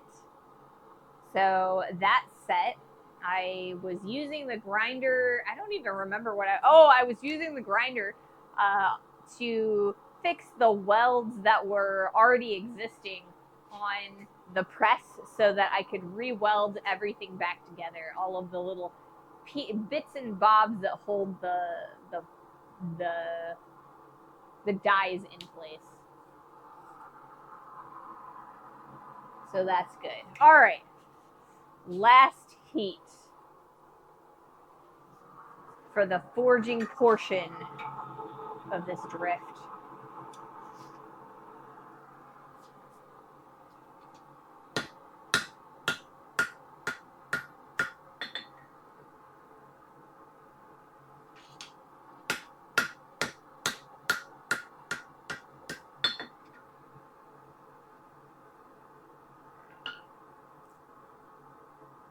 All right.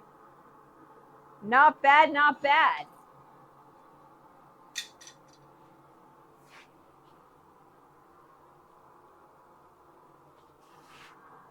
So I'm going to turn off the forge because we are done forging for the day.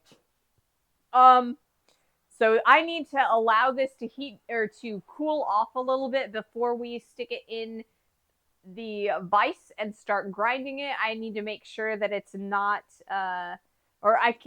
it's also a mid-carbon steel, so it is a oil quench, so I cannot put it in my water quench bucket. I don't have a big enough oil quench container made right now, so I can't just quench it right now. So we will be taking a little bit of time just to like talk for a little bit. Right now we're back down to black heat. I want to wait a little bit longer just to give it a little bit of time to settle in. We will be cleaning off the scale shortly. Network issues. Mine, not yours. Icky. Hey, Dr. Optimal. Welcome to the stream. It's all right that you're late. It's all right. So this is the drift that we have made. It's kind of got a weird shape to it. But part of that is because we've got that teardrop in there. It's a lot skinnier on this side than this side. Ray cannot quench, so she has to wait to indulge in Vi-O. I have to wait to engage in grinding, finishing, something like that. But you know what? I don't need these right now, so I think I'm going to take them off. Give my ears a little bit of a break because the headphones are they're really tight. So after a while, they start really hurting me. I'm going to move this camera real fast over to the post vise because that's where we're going to be working next. And maybe I'm going to untangle myself in the cables. There we go.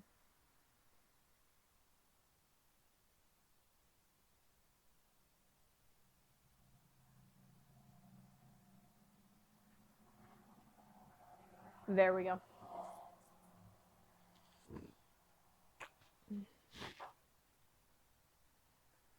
Okay. So let me jump this rope real fast. This rope of cables. Yes, I do have ears. They're ears. I don't normally show my ears, but you know, if you come early enough, sometimes I don't have on my headphones yet. All right. This right here, this is the end of the bar that we made this guy out of. I'm gonna turn this into a raising hammer so that I can turn a piece of a plate of steel into a bowl or something like that. So that's what we're gonna do with this guy later on, probably sometime this winter. It's kind of low on the list of priorities. They are not pointy. I'm disappointed. I wish I was more of an elf. Unfortunately, I'm not. I'm more of a half elf or maybe a human. Maybe I'll admit to being a human. All right, I am unplugging the press so that I can plug in the angle grinder. I need that.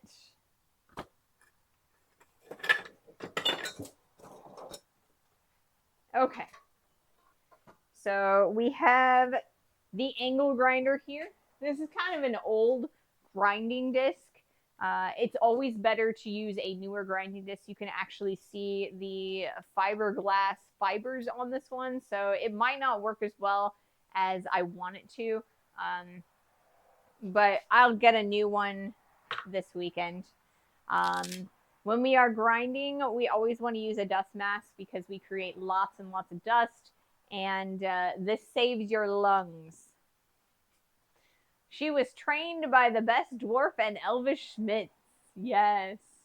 A human. I know. I don't want to be a human, guys. I don't want to be a human.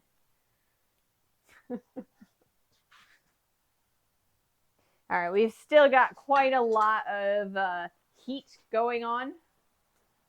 So I think we're going to wait maybe another 5 minutes or so, and then I'll move over to the post vise. I am a Paradil, a half elf. That explains. Maybe. Something like that. All my Dungeons and well, I guess not all of my Dungeons and Dragons characters, but my main Dungeon and Dragon character, the one that I've dragged across most of my campaigns, is a drow. So I often play drow. I don't like to play the typical drow that's like, worships Loth, the spider goddess, and things like that. I tend to do more of a Cylindrin drow, where they are broken away from the Spider Queen. Statistically, the alternative to being a human, very probably what would be some kind of insect. Well, one would worry less, but I suppose statistically that is one of the more plentiful things. Like another really plentiful thing that I could be is like some kind of a bacteria. You know, there's like so many bacterias and algae cells, you know, single cell organisms. If I wasn't a human, maybe I could be one of those. But then I wouldn't be a blacksmith, you know? Drow, deep elf, like spiders. See, my elf doesn't like spiders. It's, you know, she's not a very good drow. Not a very good drow. If that counts, then yes, right? So we have an ad incoming in about 3 minutes. Once that ad is over, I'll probably pull I'll put the piece in the vise and we'll start doing that little bit of grinding. So what I'm planning on doing is putting the handle that we made, like this section right here. I'm planning on putting that in the vise. I'm probably going to put it in this direction, and then we're going to focus on working on I'm going to call it the blade of this drift. And once we're done with that section, we're going to flip it over and work on the other section. When that is done, you know, we're just going to spend some time trying to get all of the black and orange stuff off of this drift, and with the grinder. And then once we're done with the grinder, we run it over with a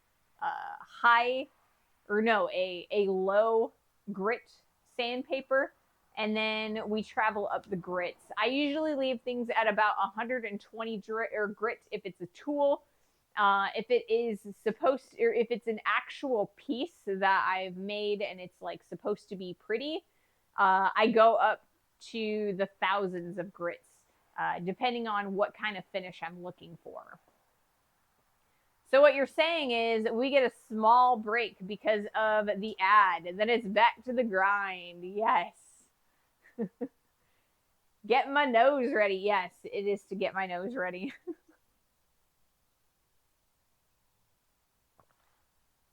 Yep. And then we're probably going to spend about the next half hour grinding.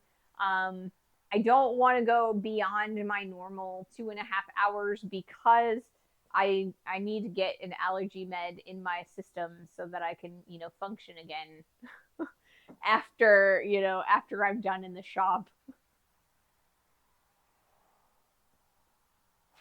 I should be good though because I have the whole weekend to get over it, right?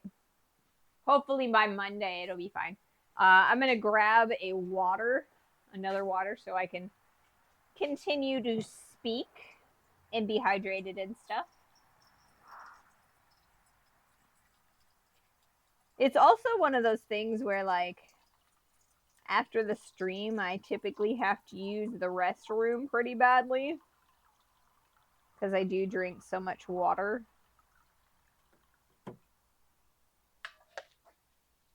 Alrighty.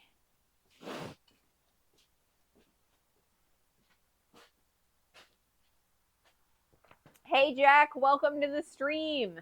Sniff, allergy med sniff. Yes. Ugh. I'm trying to get over this allergy thing.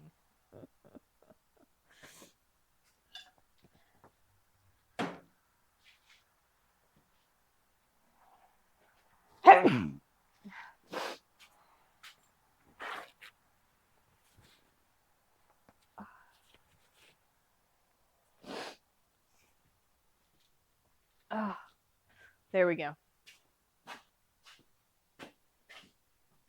I'm going to move this guy over here so it's out of my way.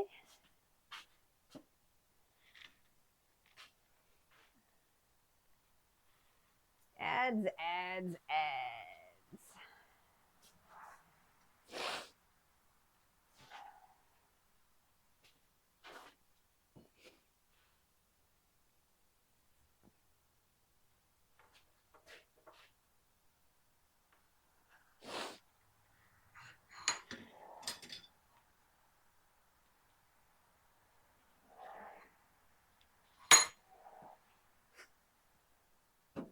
Is the ad over?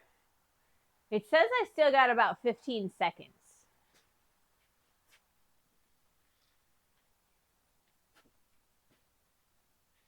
Alrighty. Maybe this will help my allergies, you know? Dust mask makes it so that the pollen is like, can't get to me, right? Okay.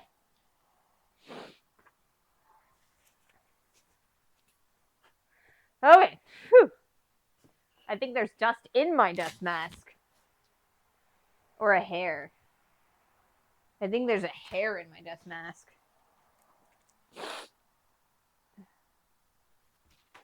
It does not help when you drop it on the floor. As long as there isn't any pollen on the inside, right?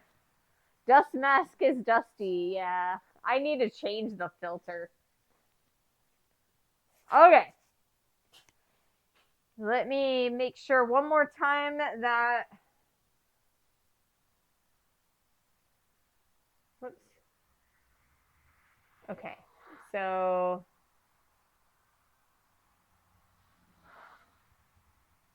Let me put this better in focus. Right now it's not in focus. The post vice is in focus, but not the drift. And that's what we want in focus. So, all right. We should be good now. At least you're breathing all natural or GMO-free dust, right? Okay.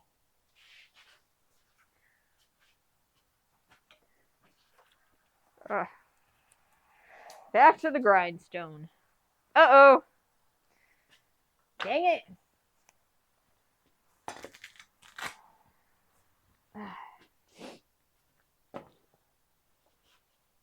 The little filter guy fell off. All right. Ninja Ray. Okay, let's do this.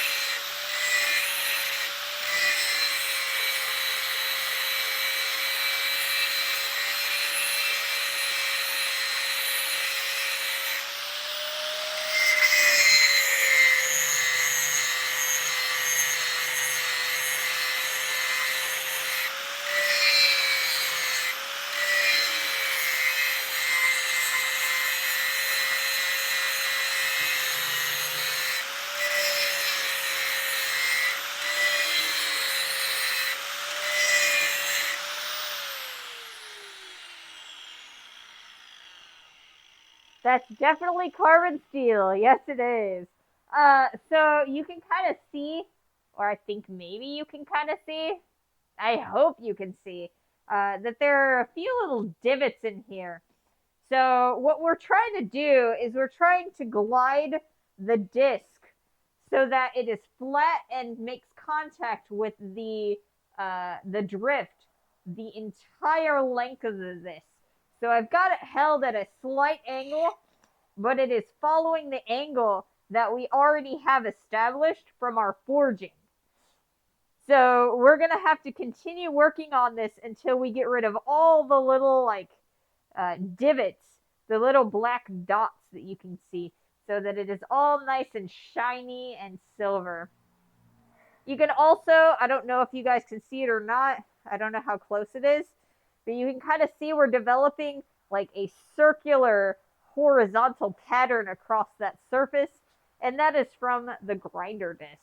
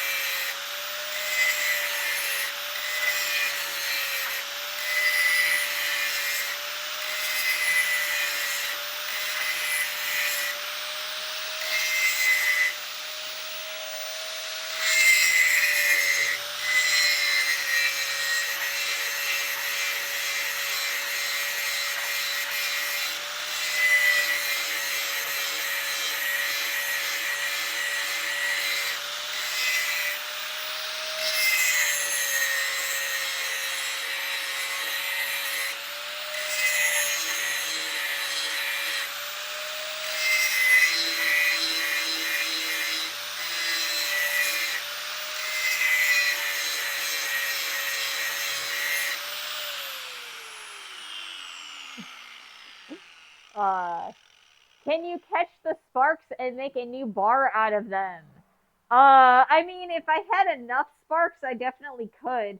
It would be a similar process to canister Damascus, if you've seen that on YouTube. Um, you can get some really interesting patterns out of that. So I've been doing as many long strokes as possible, just so that I'm not like grinding in a divot. So I want to keep everything nice and smooth with long strokes.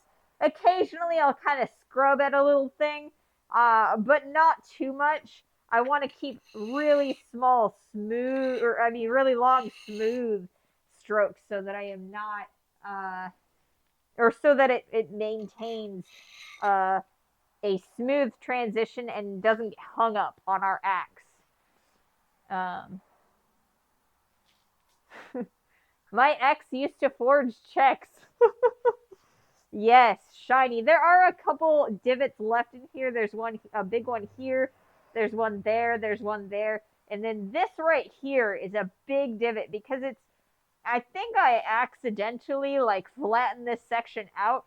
The angle isn't the same as what I've got going on here. So that's going to take a little bit of extra work.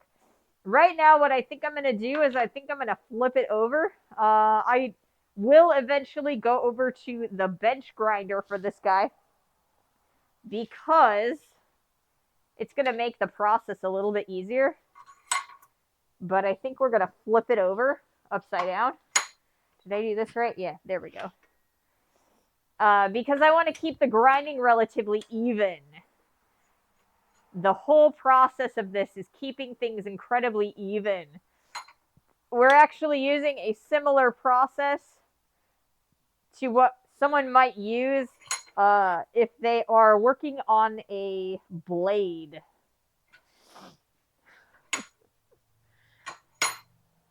So this is actually really cool right now. It's not very hot. When we started, it was pretty hot, but it's cooled down quite a bit due to the contact with the post vise, as well as the minuscule amounts of heat that's transferred from the friction. So we're going to try this side now.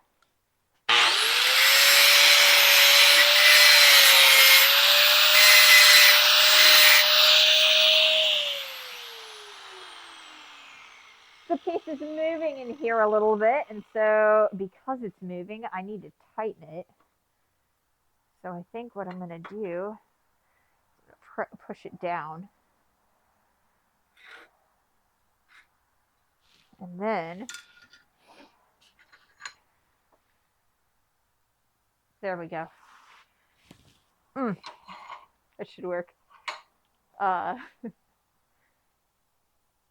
Not bad. It might not look hot, and in relative terms it isn't, but in human terms it's still pretty warm. It definitely is. It definitely is.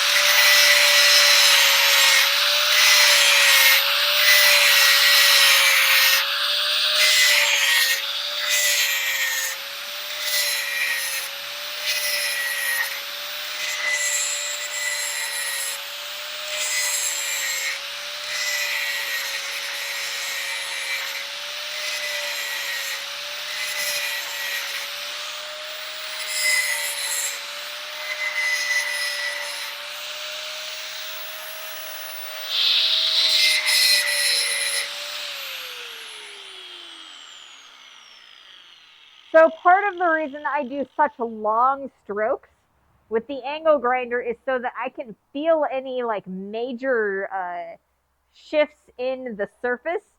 So with my long strokes, I've noticed that this section here is popped up a little bit. This section is down a little bit, and this section pops up again. So we have a weird divot right here. That means we're going to need to focus on this section, this raised section, and here, where this other raised section, so that we can kind of grind those down to meet that trough that's formed right here.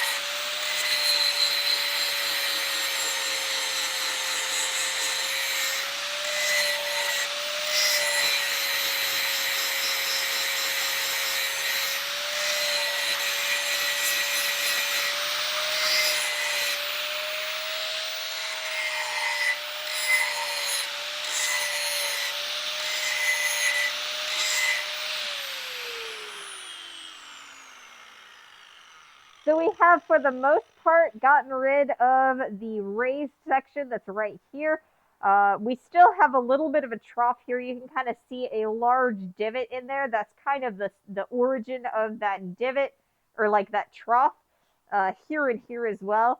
We scrubbed a little bit on here, and that was a little bit of a raised bit, so we just need to keep on with those long strokes now. I am actually starting to get a little bit tired, so I think I'm going to take a break from this, and we'll probably end the stream. It's a little bit early, not too bad, but I mean, you kind of get the gist of how to go about dressing a drift like this. So one thing that you need to keep in mind is you want to maintain that teardrop shape.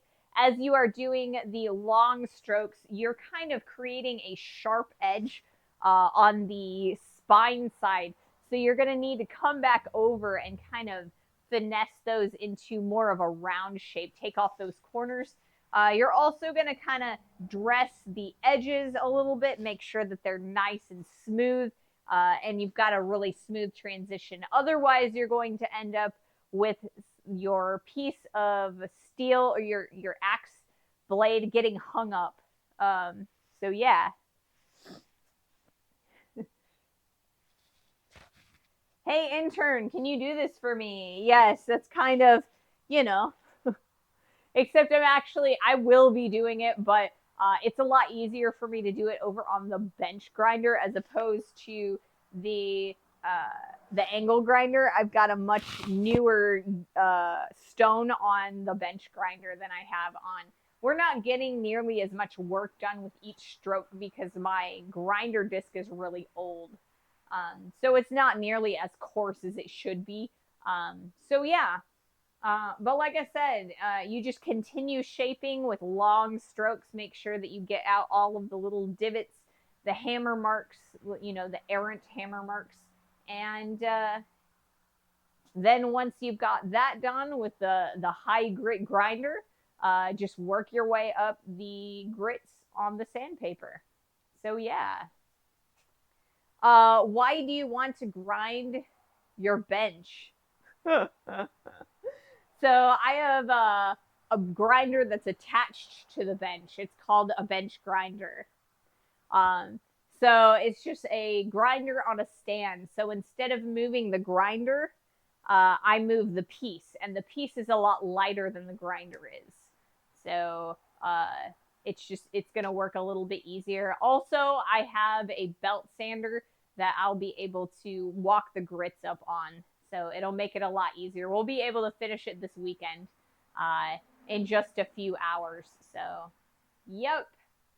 So thank you guys so much for joining me today. It has been a blast. Blacksmithing, removing the hammer marks that show your work. I mean, sometimes. In this case, yes. Not because we don't want them to show, mostly because we don't want them to hang up on our work. So yes, have a great rest of your weekend, guys. Thank you so much for joining me. I hope to see you on Monday. Do you guys have anybody you'd like to raid off to? Let's see who's on. Yes, thank you so much for coming and joining us on the stream. Okay.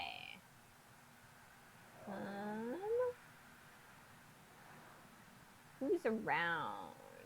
Oh, look. Glen Echo Glass is on. So let's go from some blacksmithing to some glass blowing.